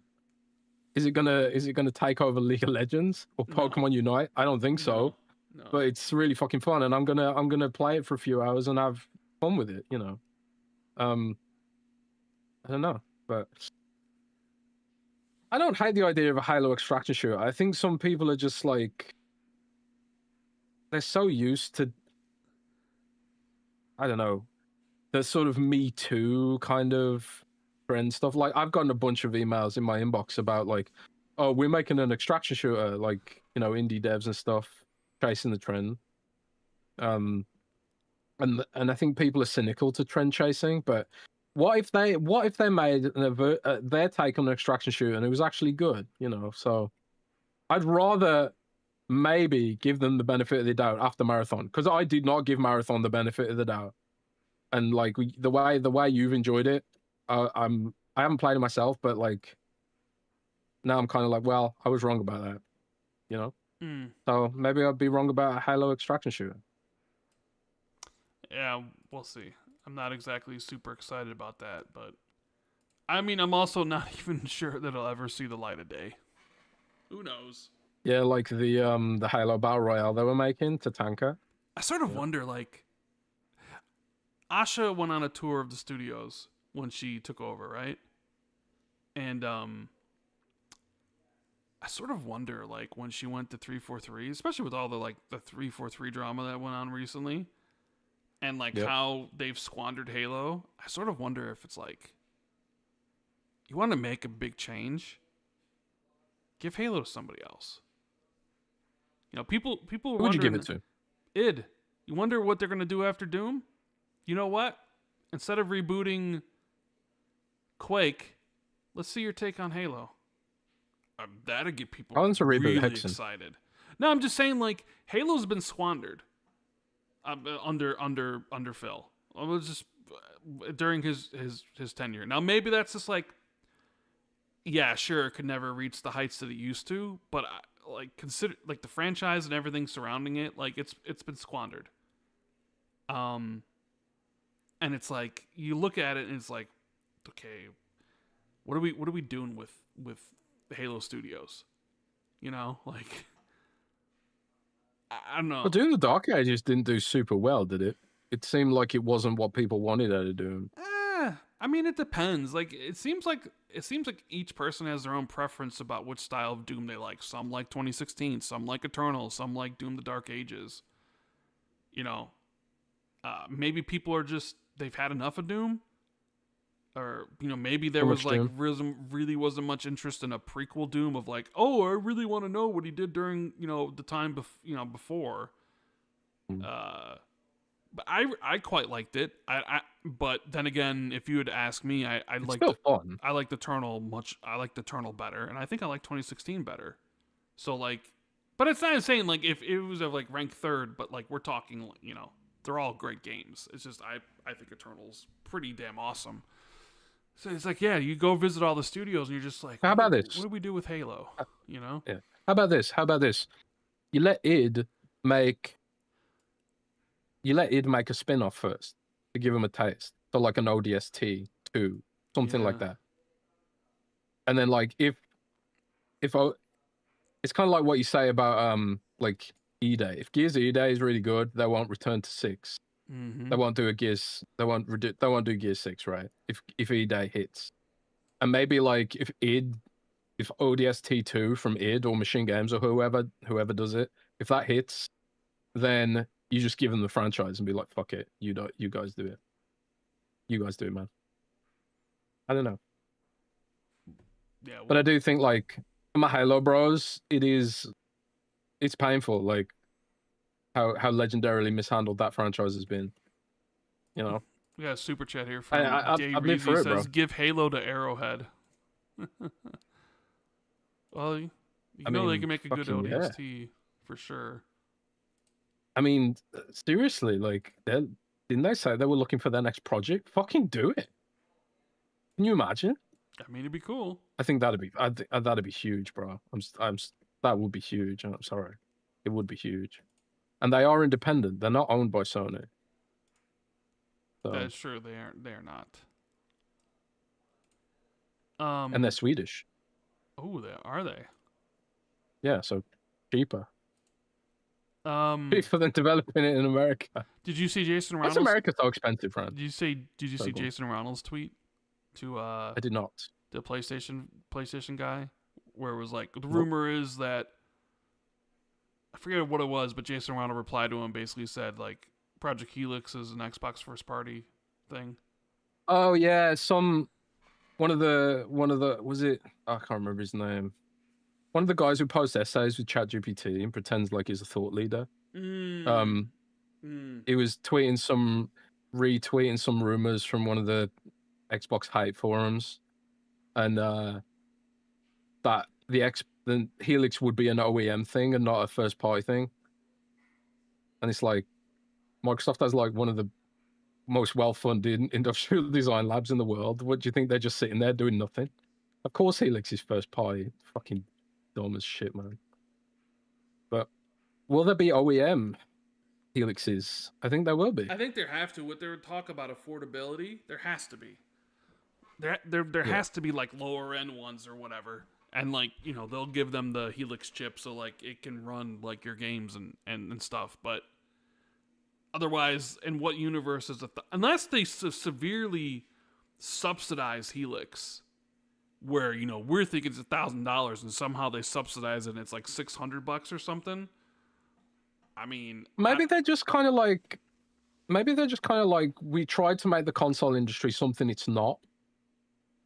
So let's just go back to doing what the console industry is, which is subsidized hardware, you know, and great games and the rest of it, and traditional stuff. And then if we want to grow, do something else on the side, you know, instead of trying to make consoles something they ain't. I don't know. Yeah, I don't know either. I'm really interested what changed their thinking, man. I want to, maybe I should, like, I don't know, go to LA and then maybe, I don't know, interview them or something. I think that'd be cool. Maybe you should. On video for Xbox 2. I think that'd be pretty cool if I did that. That'd be nice. But you know what? Maybe I should definitely do that. Let's take some Patreon questions. Because let's do it. I do have some Patreon family still here and stuff, so hopefully we can end the show soon. Do us a big favor, make sure you hit the like button and subscribe to the channel if you haven't already. If you're listening to this later on iTunes or Spotify, do us a big favor. Leave us a 5-star review, or what have you. Check out our sponsor, Surfshark. You can go to surfshark.com/XB2 to get 2 years off 86% off a 2-year deal to protect yourself online. And if you want to join the Patreon and support us directly, you can do so at patreon.com/XB2. But I am going to take a look at some of these questions. And we have Diku2511 who says, Happy Friday. Have either of you seen how Pearl Abyss has been handling post-loss support from Crimson Desert? It's been nuts to witness firsthand. Crimson Desert is an amazing game, 100% recommended.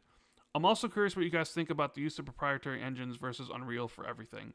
I have seen some of the updates, and it's very impressive.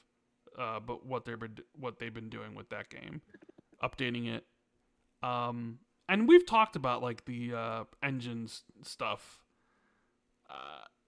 about like where like Unreal is used by everybody, you know, like there's a great example of this. I was talking about literally earlier. I'm pretty sure Kilm is Unreal Engine, right? And it runs like ass on the Xbox Ally. And then I was talking about how Metro 2033 Redux on the Xbox Ally runs like a dream. Not only looks better, but it runs better. Like, I think there is something to be said about investing in your own tech, especially like, you know, making it hyper optimized. Like Unreal's a great engine, but it's like it's designed to be cross-platform, not just across like PC, but even across mobile and stuff like that. So, and again, I ain't a dev, so I don't know the ins and outs of why it's like this. But like, part of me wonders, like, is there a lot of overheads in Unreal which impacts performance? Because it certainly seems like a lot of the time when there are these games that have performance issues, it's usually like, you know, that meme where it's Scooby-Doo and it's like the take the mask off. It's like that, but it's Unreal underneath. I don't know. Maybe that's unfair.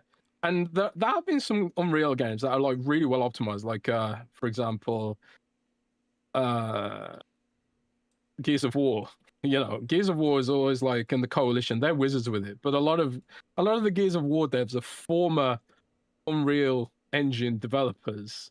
So, you know, they're kind of like at the apex of like developing that engine, games on that engine. But it definitely feels like there is something to be said about proprietary. Like the 4A's engine for Metro is fucking amazing.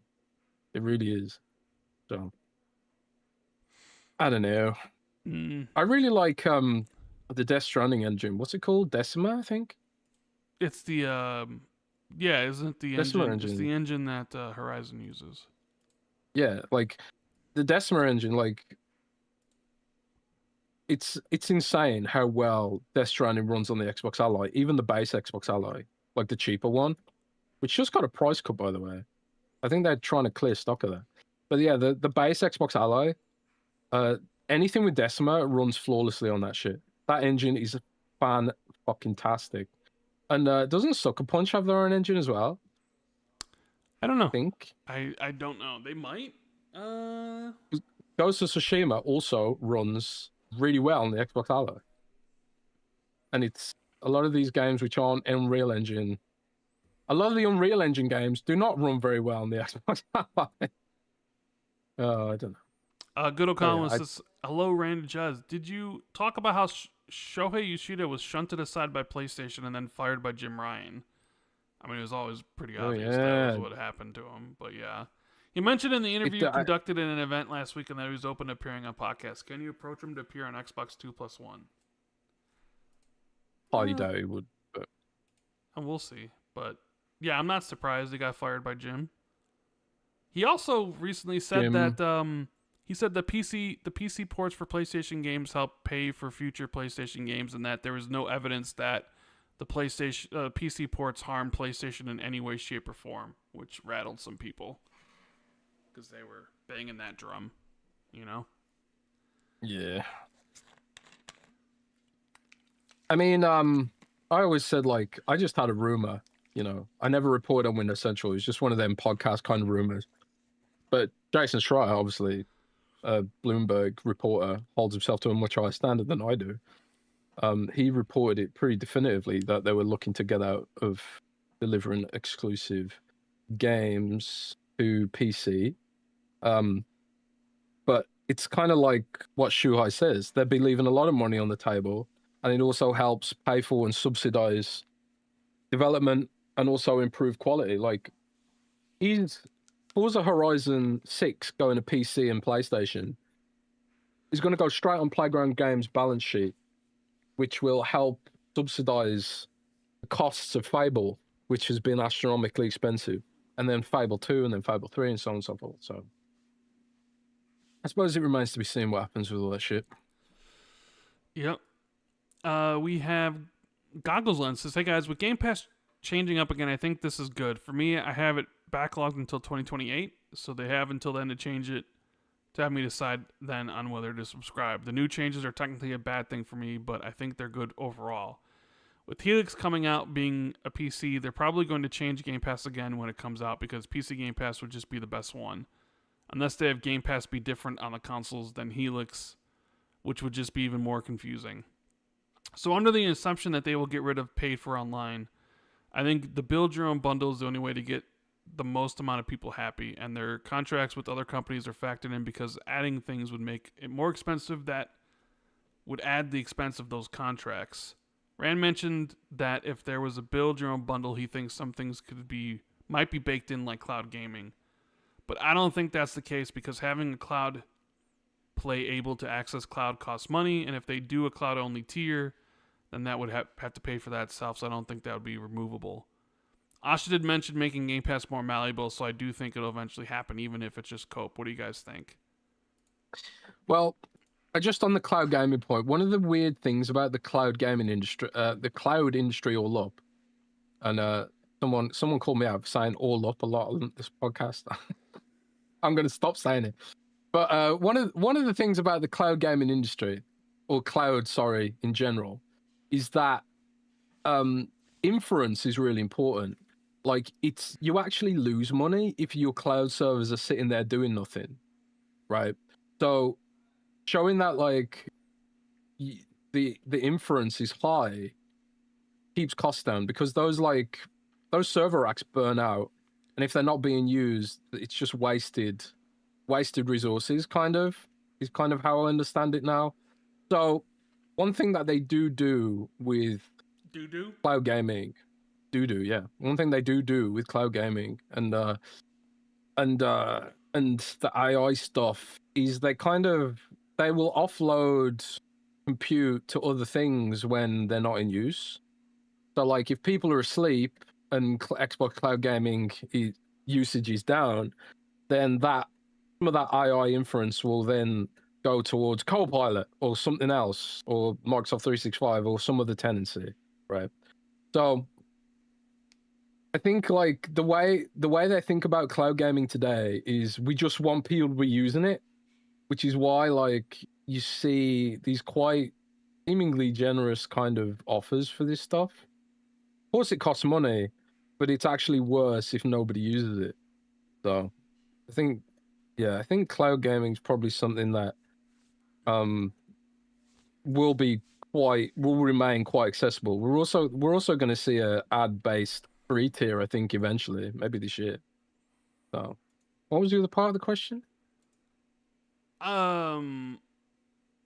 It's somewhere where we talked about like the malleable and the pick your own sort of Game Pass stuff, which plan. You think will happen. Yeah. And I said like maybe cloud is one of those things that will just be in every tier.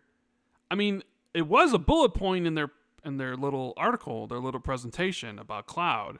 So I could easily see it being one of those things where maybe it's not one of those things you can pick and choose, where it's like you're paying for cloud no matter what tier you choose, cloud's included.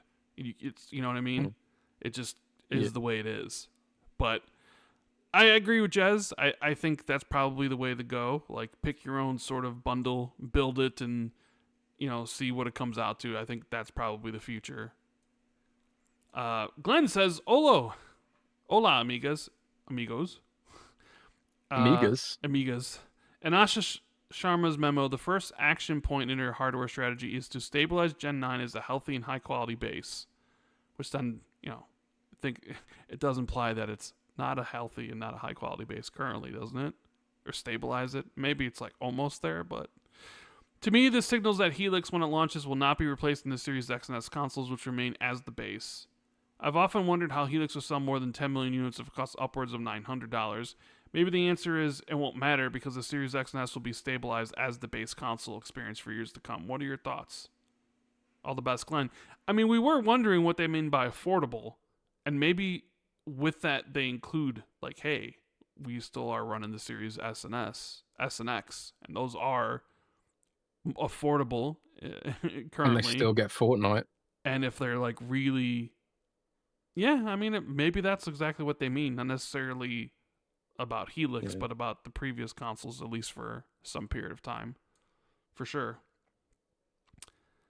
Governor Grimp says, hey guys, glad to have you back on the podcast, Rand. If the next Xbox is going to be hybrid console PC, then don't they need to lay the groundwork to consolidate all the games to play anywhere? When do you think they will enforce all Xbox games are play anywhere, and how will they consolidate Xbox console, Xbox PC app, and the Battle.net? If that's the goal, they are running out of runway. Well, so it does seem like it's a lot of complex back-end work, especially with Battle.net. I do wonder like what they're gonna do with Battle.net, because it does feel a lot like Battle.net is the prototype almost for where they want Xbox to be. Like the fact that I can just text someone who's playing Diablo while I'm playing Warcraft, and even if they're playing Hearthstone on mobile, I can text them. I can't do that with Xbox games, and I should be able to do that with Xbox games. And you can do it, but you need to go into a separate app. And at that point, I might as well just use Discord or something. If I've got to go into a separate app to do it, then. But on the topic of like Play Anywhere, like it is frustrating. Like the new Diablo expansion, for example, is not Play Anywhere. So like if I want to play that on my Ally with the same account, I got to buy it twice. But I do know like they do want to work towards that. It's just a matter of like the dev work being done. It's probably just going to take time, I guess. But I'll ask my sources if we can get an update on that, and if I can, I'll write something about it in the Xbox 2 newsletter. Yeah. Well, I mean, all the Xbox games are going to be able to be played through backwards compatibility, right? Like, so Helix will have the chip. So, like, all the games would work. But, and considering, like, I don't think cross-gen's going anywhere for anytime soon. They'll be making Xbox Series X and S versions that would definitely work on Helix. Even if and Helix I think like devices like the Steam Deck and the Ally make Xbox Series S versions even more palatable to devs than before. Yeah. I guess we'll see how it all plays out. Shay Elephant says, "Happy Friday, Rand Jez. Why do you think Xbox never did a single A game with pixel art? If they can put 20 people in a new studio and every year pump out 1 to 2 indie games like Vampire Survivors and Balatro, that would make a lot of money instead of making AAA games. A studio like King comes to mind, and they could definitely do those games to connect the consoles and mobile markets. Thank you for the good show as always." Well, maybe... Man, I've never thought of that. I've never considered that. Why doesn't Xbox make pixel art games? Maybe nobody. I've never thought about that, but it's true, isn't it? Yeah, but sure, it is true. But maybe because nobody at the studios want to make a pixel art game. I mean, that's almost undoubtedly the reason. But like, why haven't they invested in more pixel art games? Like even like with third parties and shit like that. I suppose they did invest in Replaced in a way, but I mean, like Pentiment, I guess you could say is maybe the it's closest. Not pixel. I know it's not pixel art, but it's the closest. Like if you would have showed me Pentiment, I would have told you that's an indie game from some random developer. Not that's a game from Xbox. You know what I mean? I suppose like one of the reasons I suppose is cultural, because Xbox has never really... They existed after pixel art was a thing. Whereas like Nintendo sometimes still dabbles with it because that's kind of like their heritage almost. Whereas like for Xbox, they were always in Xbox always existed in the 3D era. So I think that's probably part of it. But yeah, I don't know. I think they do have some IP which would lend itself well to pixel art. What would a pixel art side-scrolling Banjo look like? We don't know because there's never going to be another Banjo. Or would Asha actually bring it back? Who knows? Oh, can you imagine? Yeah, Asha and Matt bring back Banjo. Maybe it was just maybe Phil just hated Banjo and that's why it never came back. Yeah, we got Silas. Welcome back, Rand. I understand what you and your family are going through. A great question. Thoughts are with you.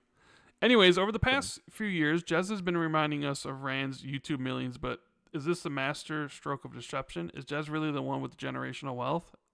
Let's look at the facts. Has Rand sent a family member on a multi-month walkabout in Australia? Does Rand take vacations to some of the most luxurious places in the world? Does Rand spend thousands a year on subscriptions to games, cosmetic, meaningless physical statues, and trinkets? What say you? That's what I'm saying. This has all been a psyop by Jez to convince you guys that somehow I'm projecting. I got YouTube millions, when in reality he's got Windows Central millions. So it's well, there is one aspect to this, and it's the fact that I still don't have my own place. It could just be that I'm absolutely terrible with money.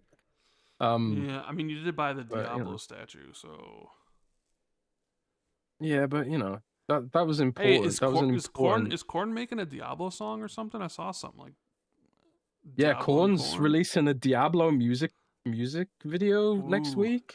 That would have been so cool 20 years ago. Nah, it's still fucking cool, man. Well, this some people might not know this, but John Davis is actually this isn't a corporate thing. John Davis actually is a big Blizzard guy. Funnily enough, he likes Diablo and that kind of thing.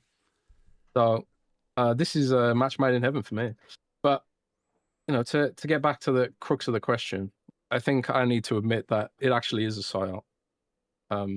It was all a psyop. Rand is actually the pauper, and I'm actually I'm the YouTube millionaire now. That's true. Or at least I was, but I've got to pay my mum's medical bills this month, so rip my bank account. I actually thought, oh wow, I'm gonna have some money this month, but then my mom was like, oh, I need to go private for the surgery. I'm like, oh great. Wonderful. Pat Rock says, if COD is planning to launch into Ultimate a year later and COD is on a yearly release, wouldn't a COD dropping in Game Pass around the same time a new one launches cannibalize the other one on Xbox and PC? Yeah, I mean, it might do. Like, yeah, maybe, for sure. I was kind of, in a weird way, I was actually like, I was thinking about this for Xbox 2 the other day, because I did my show on Monday, and I was gonna launch, because I did a fantastic Xbox 2 plus one with Sunny Games, talking about State of Decay, because he's on the State of Decay 3 Developer Council, or wherever it's called. And I was like, if I release these back to back, they're gonna cannibalize each other, bro. So I sort of spread them out a little bit more.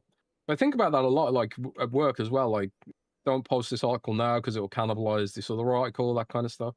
So maybe you're right. Maybe it would cannibalize. But one of the things that Xbox has had issues with all up is, oh god, I said it again. I said all up again. Sorry. But we know this from like previous years.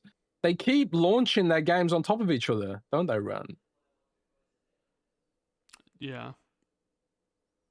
So, maybe it's something they just need to be a bit better at or more cognizant of if they are going to do that with Call of Duty, because I do think that's an issue that Xbox has had, where they launch games on top of each other and then they cannibalize each other. So. Well, I mean, she didn't exactly say it'll happen directly 1 year after release. She kind of said around a year after release. So, I mean, maybe she said that because they're going to account for that cannibalization. So yeah, maybe they see how it goes. I wouldn't like. I would be. Yeah, I could see them releasing it like after the new one comes out, like a couple months or something, and being like, you know, last year's is finally on Game Pass or something. But I mean, we'll see. Frosty says, "Hey guys, are we sure removing COD from Game Pass Ultimate and PC is a win for those subscribers?" Well, it's a win for people that don't care about Call of Duty because their bill just got cheaper.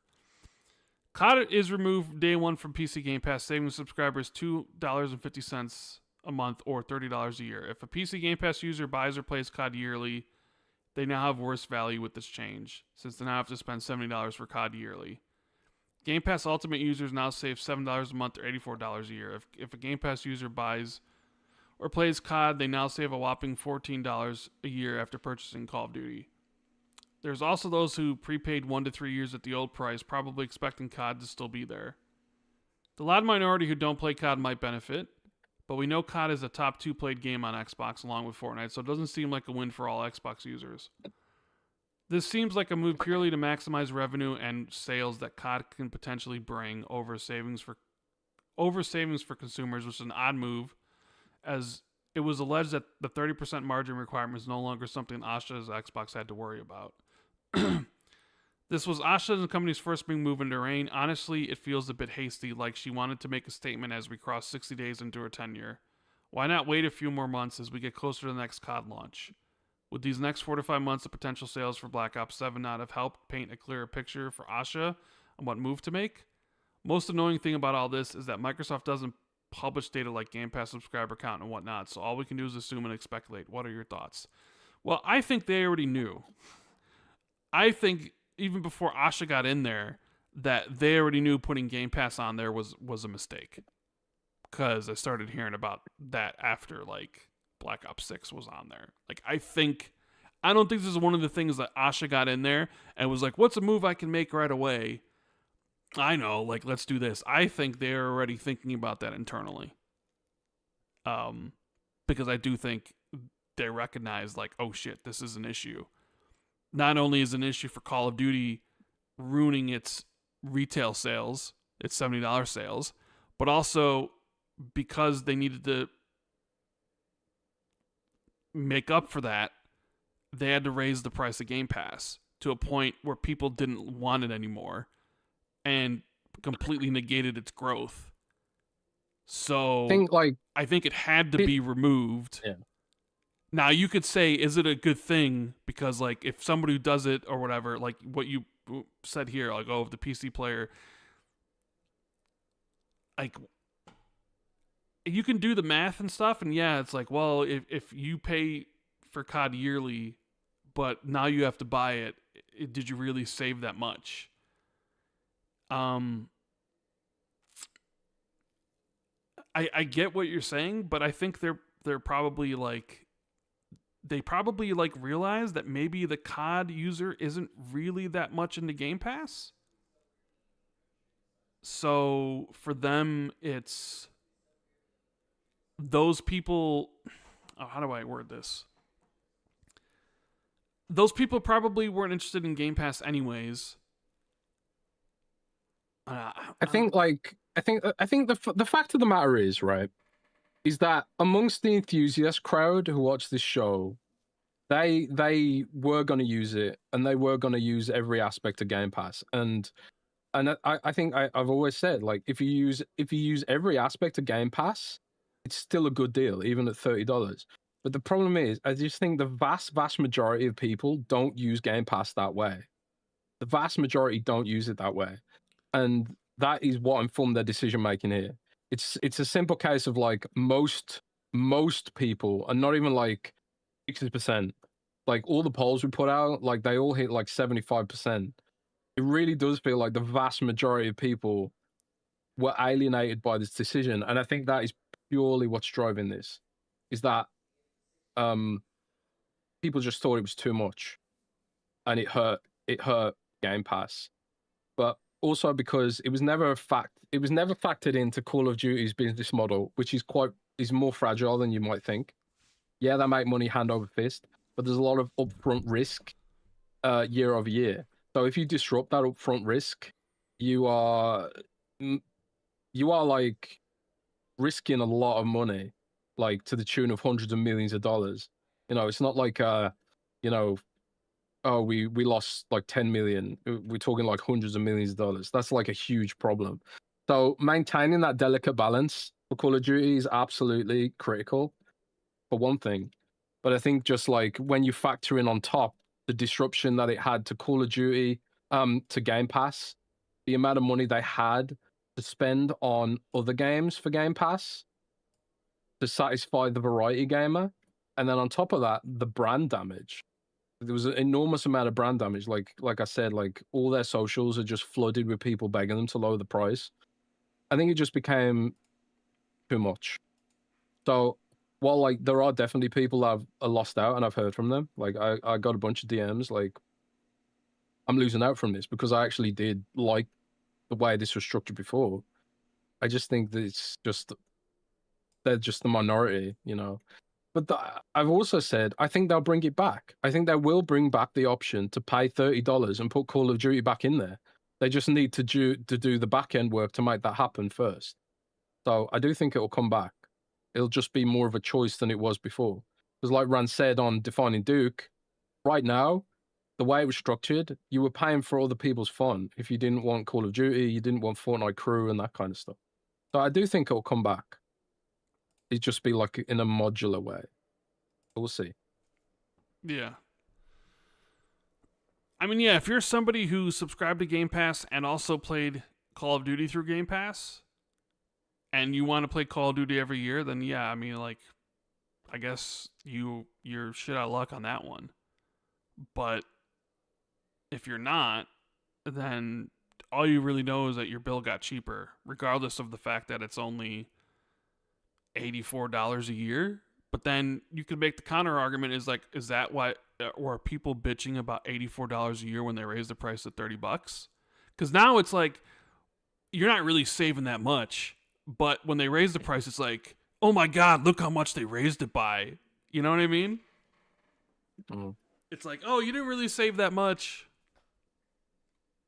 Actually, when you think about it, you're going to get the glasses on. Actually, you didn't save that much. But when they raised the prices, it was just like, oh my God, they raised it. Oh, this is ridiculous. 50% a month. Yeah. Sounds like a lot. So, yeah. Nitram says, hey, Rand and Jez, do you think a cheaper Game Pass subscription will keep more players on Windows instead of migrating to Linux and Steam? Do you think Game Pass will ever come to Linux? That's an interesting question. With Asha? I mean, I don't know. Maybe. Who knows? I mean, they got the whole Proton thing. And I think Microsoft themselves invested in that ARM translation layer. So, I mean, it's possible. One thing that I've always thought about Microsoft is that they should probably have their own Linux distro that they control, that they can polish, and they can use as a thin OS for devices like cloud gaming handheld, for example. If Microsoft wanted to make a cloud gaming handheld today, or like a cloud gaming set-top box, they would have to probably use Android, you know. But what if they had their own Linux distro, which, you know, because Windows is too heavy to put on that kind of device. What if they had their own like lightweight Linux distro to do it for themselves? But you know, that's probably a more complicated proposition than what I'm suggesting here. But I don't know. It's an interesting point. I think they should explore it, but they've got a lot of things to deal with at the moment. Bial says, hey guys, Rand, I hope whatever you're dealing with soon resolves. All the best, brother. We always miss you, but Jez makes up for the amazing solo shows. Did I miss one too? I think no. In Asha's memo yesterday, she mentioned they are reevaluating exclusive strategy. She could have just ignored this, but she made a point to mention it. I mean, let's say it like it is. She's been on fire lately. I think she's a very sharp person, and now I believe that Hear You comment was also a very deliberate reply. Things are starting to add up now. Earlier, I wasn't paying much attention to it, given Microsoft's history and how we all felt over the last 10 years. Rand, I'm like you in this. I frankly don't care that much, but it would be so much fun experiencing the chaos it will bring. All the articles, people crying, it would be so much fun. I want my platform to feel attractive and have a good brand image, so I keep getting my consoles. I feel some sort of exclusivity is coming back for sure, and I'm not talking about incidental, more like a measured approach. I mean, Tim Dog is way too confident this time, guys, and we have to agree he's been right about a lot of things in the past 2 years. Jez, she said to you, quote, plan is the plan until it's not. I think all these statements are adding up. What do you think? You gave it a 33% chance during your solo show a couple weeks ago, but you also said you're pessimistic about this. What do you think about it now? Rand, what is your opinion? Because I don't think the Hear You statement, her memo last night, and even the Stephen Totilo interview she did, where she said we will look at our principles, etc., etc. I think something is going to happen, and what a day it will be on X. Well, I mean, Jess kind of said it earlier. What if they make an announcement during the showcase? That would be a good time for it, everybody watching. I don't know. I'm sort of with you, where the Hear You comment was kind of like, okay, like, you know, it didn't really mean much, but now that it's in like the memo that they put out and the blog post, the expanded answer by Stephen Totilo, I mean, they specifically even mentioned windowing, which is something like when we were talking about the when all this originally happened with like the 4-game stuff, I think I even said, like, I think almost all the games will come elsewhere. I think they'll just lean into FOMO more, meaning like they'll lean into time exclusivity, where like games will be a year or whatever. I mean, obviously I was wrong about that, but maybe that's the approach. I do think something happened here. So like the whole Gears E-Day rumors, I mean, I wouldn't be shocked if it was exclusive. But I always look at it like, well, Forza Horizon 5 is exclusive, even if it's only exclusive for 4 or 5 months. I guess the question is Gears an exclusive, a true exclusive, like forever? Or if it's only be like, hey, it just couldn't be done in time, so we're just going to market it as like, this is like a changing of our strategy. But we'll see. I'm starting to lean more into the idea that something's actually going to happen. Before, when all this started back in February, I was like, nothing's going to change. And my line of thinking was because of, well, they still got the 30% profit margin they have to deal with. They make all this money elsewhere. Like, there's a little bit of like, I don't really trust Asha because I don't know her. Like, I don't know what her goals are. It's like, they're not going to do this. But now you learn more about her and what's happening and all these sort of things. And I'm like, I actually think there's a chance that they could do it. If, like Jez says, I think they already know. And they just don't want to tip their hand yet. And if they were going to keep everything the same, I don't think they'd mention it in their little the little memo stuff. They're being very like cognizant of the way the community feels right now, and they wouldn't be teasing this shit if they weren't going to do it. Because it'd be at least some form of it. Yeah, some form of it, yeah. Yeah. I mean, how do we know? It could be maybe, I don't know, 5 months, 3 months, a year. We'll see. But it's very interesting. John says, hey, Jez and Rand, hope you're both well. I wonder how frustrated Phil and Sarah Bond must be feeling right now. Yes, both were on Xbox senior leadership responsible for a lot of unpopular decisions over the last couple years, but how much of that was due to Santi and Amy Hood? Asha's getting a lot of plaudits currently for her pro-consumer moves, but she is only able to do this due to Microsoft seemingly being reinvested in Xbox as a brand. I mean, what do you think, Jez? I mean, there's probably some frustration to some degree, but maybe even some relief. At the end of the day, I don't know Sarah as well as I know Phil, but Phil just wants what's best for the brand. That's all he's ever wanted. It's not like Phil was there like, I'm going to fuck over those Xbox fans and make everyone hate me. It's not like he enjoyed doing that shit. That's why, like, I'm defending him on the show now, because I know for a fact he was doing a lot of this shit with one arm tied behind his back. So I don't know if maybe frustration is the wrong word, but I just think it's a shame, But this is corporate stuff, isn't it? I mean, at the end of the day, they've both been extremely successful individuals within the Microsoft ecosystem, and Phil's been extremely successful, and I'm sure he feels very, very lucky. And Sarah's probably going to go on to do something fantastic too. So yeah, I don't know. Just it is what it is. You love it. You love it. Chris says, hey guys, hope you're having a great evening so far. With the new direction Xbox seems to be taking, leaning more into investing into the future and seemingly listening to their players, doesn't it behoove them to make an attempt to rebuild some of their market share? If GTA 6 does release later this year, shouldn't they leverage having the cheapest system that'll be capable of playing that on the market with the Series S? I could see a situation working well for them if they announce a price drop on the S down to, say, $350 and include 3 months of Game Pass Ultimate for free with it. That could lure in PC gamers who don't want to wait for GTA 6. And if they did this around the June showcase, they could get those gamers into their ecosystem for a few months with the free Game Pass before GTA 6 comes out. I'm not really sure a free Game Pass really moves the needle, to be honest with you. I mean, a good idea, but I don't really think it's... I don't think that moves the needle for anything. I'm curious your thoughts on the Xbox should do given the current environment has made PlayStation increase their prices, providing what seems like a real opportunity for the new Xbox leadership to capitalize on. Well, I mean, in that leaked GTA player count thing, we did see that the majority of people play on PlayStation and that there are a lot of people that still play on Xbox One as well as PS4. Now, I would imagine the people that still play on PS4 are going to upgrade to the PS5. I'm not so sure about the people on Xbox One and where they're going to upgrade to, personally.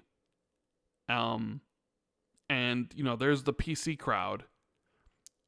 But then, like, what is the PC... If they're really, like, I need to play GTA 6, Are they going the cheap route to play it on the Series S, what might be compromised in some way in comparison to other consoles, or will they go for a baseline PS5 Series X, or will they go for the better experiences, most likely be PS5 Pro? Now, I tell you what I would choose, Jez, and it wouldn't be the Series S. I'm not playing GTA 6 on the Series S. If I'm like a PC guy and I need to play it and I'm not playing it on PC, I'm not playing it on the Series S. So I would probably buy one of the base systems because I wouldn't buy the Pro. Unless, of course, the Pro had like a 60 FPS version that was exclusive for it. Maybe then it would be worth the money. But I kind of feel like most of them are just going to wait for the PC version anyway. Well, it depends. I mean, there's rumors that the PC version might be coming out like 3 months later in February. Exactly. But I don't know if that makes a lot of February. Like, that seems way too... And if that's the case, then... February-ish. You know... Why they wouldn't announce it anytime soon, but I get the sentiment of like, hey, here's this once in a lifetime game coming. You have the chance of having the cheapest system to sell to people to jump in or whatever. And it's like, yeah, above, you know, I just think they need to have stock available, like a lot of stock. But I also feel like the PlayStation guys are going to upgrade to PlayStation 5. And, you know, you would think maybe the Xbox One people would upgrade to the Xbox Series X or whatever. I'm not sure where the PC people fit. I think they would upgrade to the base consoles if they were going to play it there. I don't think they'd choose Series S. I could be wrong, though. I just think that the thing is they just need to have it where if people want to buy it, it needs to be available. You can't be like GTA 6 is coming and you go into Amazon, you go to Best Buy, and it's like you can't find a Series X or Series S. You know what I mean? And they're kind of also like, it's going to have PlayStation marketing.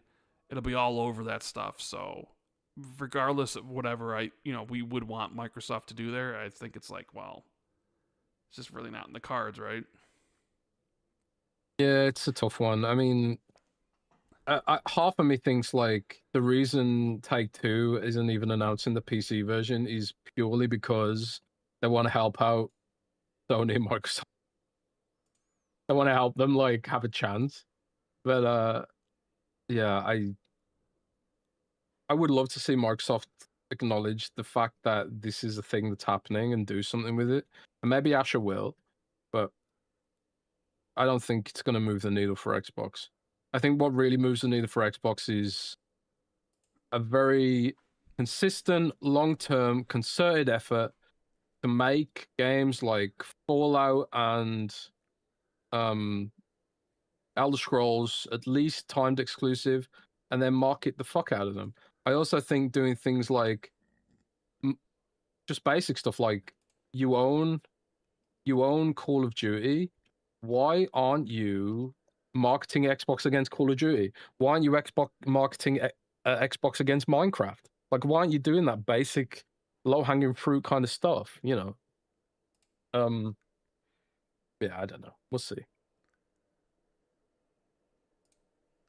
Sick and Tired says, hey man, hope you're doing well. After Microsoft made the decision to put games on PlayStation, they also cut off all ties with the Xbox community. Yeah, they sure did.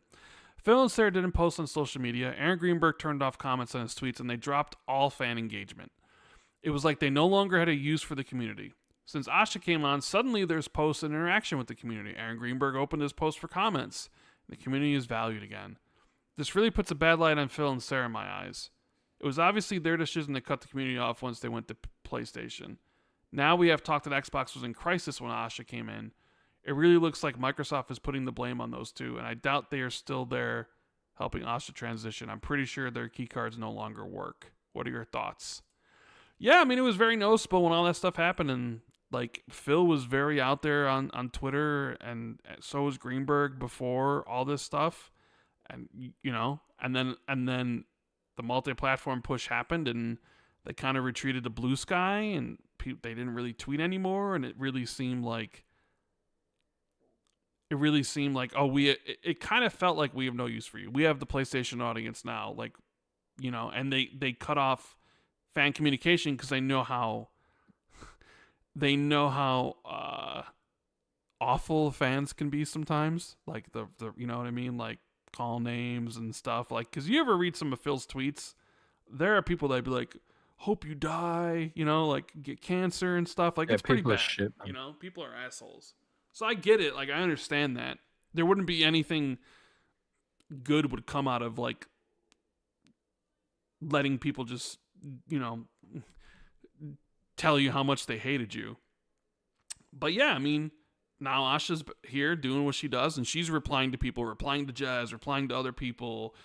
Greenberg seems to be happy again and doing all this sort of stuff. So just seems to be a complete reversal. And, we sort of talked about the idea of, like, Phil and Sarah being scapegoated and whether or not that's true or just in people's minds.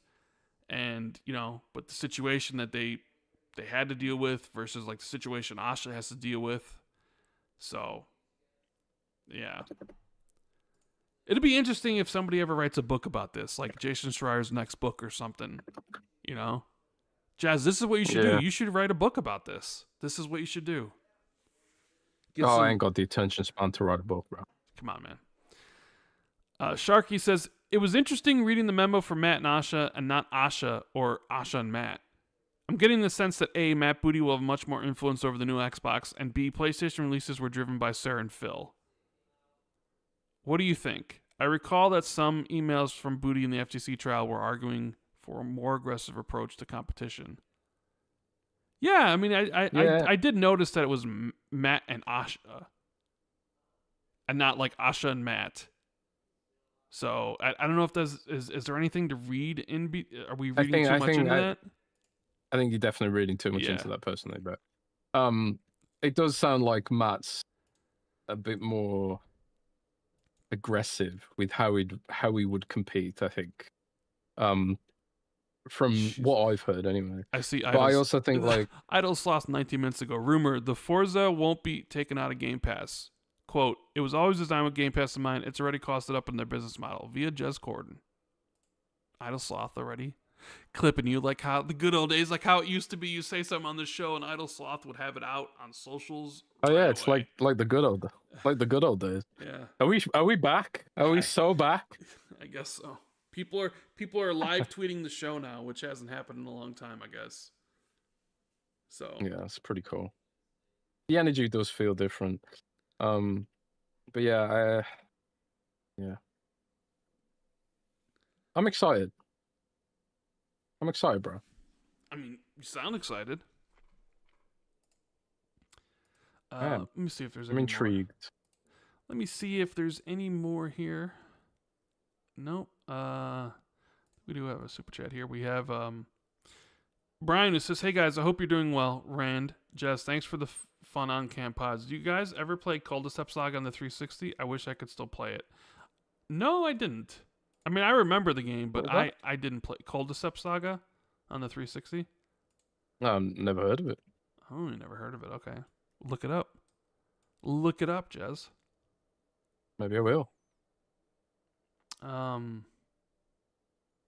Yeah, you know what? It's gonna call it a little early tonight. So we got all the super chats and everything. Yeah, everything's good. Everything's. I don't know. You have anything else you want to talk about? Did we miss anything? No, man. Any big pressing news or items? I mean, I think we got everything. I personally can't wait to finish off Pragmata, see where the story goes. I know there is an achievement for playing the game on Lunatic, which is, I hate it when games do this, when they lock the harder difficulty to like you have to beat it one time. It's like, why not just let people play it whenever difficulty they want? Like, I don't understand why they like, oh, you have to play it once, beat it once, and then play it again. And then like the game has New Game Plus, but you can't use New Game Plus on the harder difficulty. I also don't like when games do that. It was like, oh, you want New Game Plus? Well, you can play in the same difficulty that you just played it on with all the unlocked stuff. It's like, well, how about you let me play New Game Plus on the harder difficulty with all the stuff? I don't know. So I doubt I'm going to play it again. Because I thought about it, but there's other games I want to play. Like, I still got to play Sorrows comes out next week, which I can't wait to play. But I still got to get to Replaced. I still got to get to Hades 2. I still got to get to, like, the new Life is Strange stuff. And then, like, Forza's next month. Lego Batman's next month. 007 is next month. So I still got to play Planet of Lana 2, but very, very, very happy with Pragmata. Basically, I mean, it blew all my expectations away. And even thinking about it is like, is this my I don't know, marathons? Even I struggle now. I'm trying to think of like what's my favorite game this year, and you would think with how much I played Marathon, it's got to be Marathon, right? But I'm like, but Resident Evil 9 though. But I literally have like 250 hours in Marathon. I've been going hard on that game, Jez. Yep, and someone's got to. Yeah. Let's just to wrap it up. I'm gonna do a Paul Tassi. Oh yeah. Check Marathon Steam charts. Yeah. Well, at the same time, why don't you check? Why don't you check the Steam charts for Kilm? See how many people are playing Kilm. Let's not. That's not. So let's not. Yeah, Marathon is down to 16,000 players. From its all-time peak of 77,000. I mean, it's gonna keep on declining.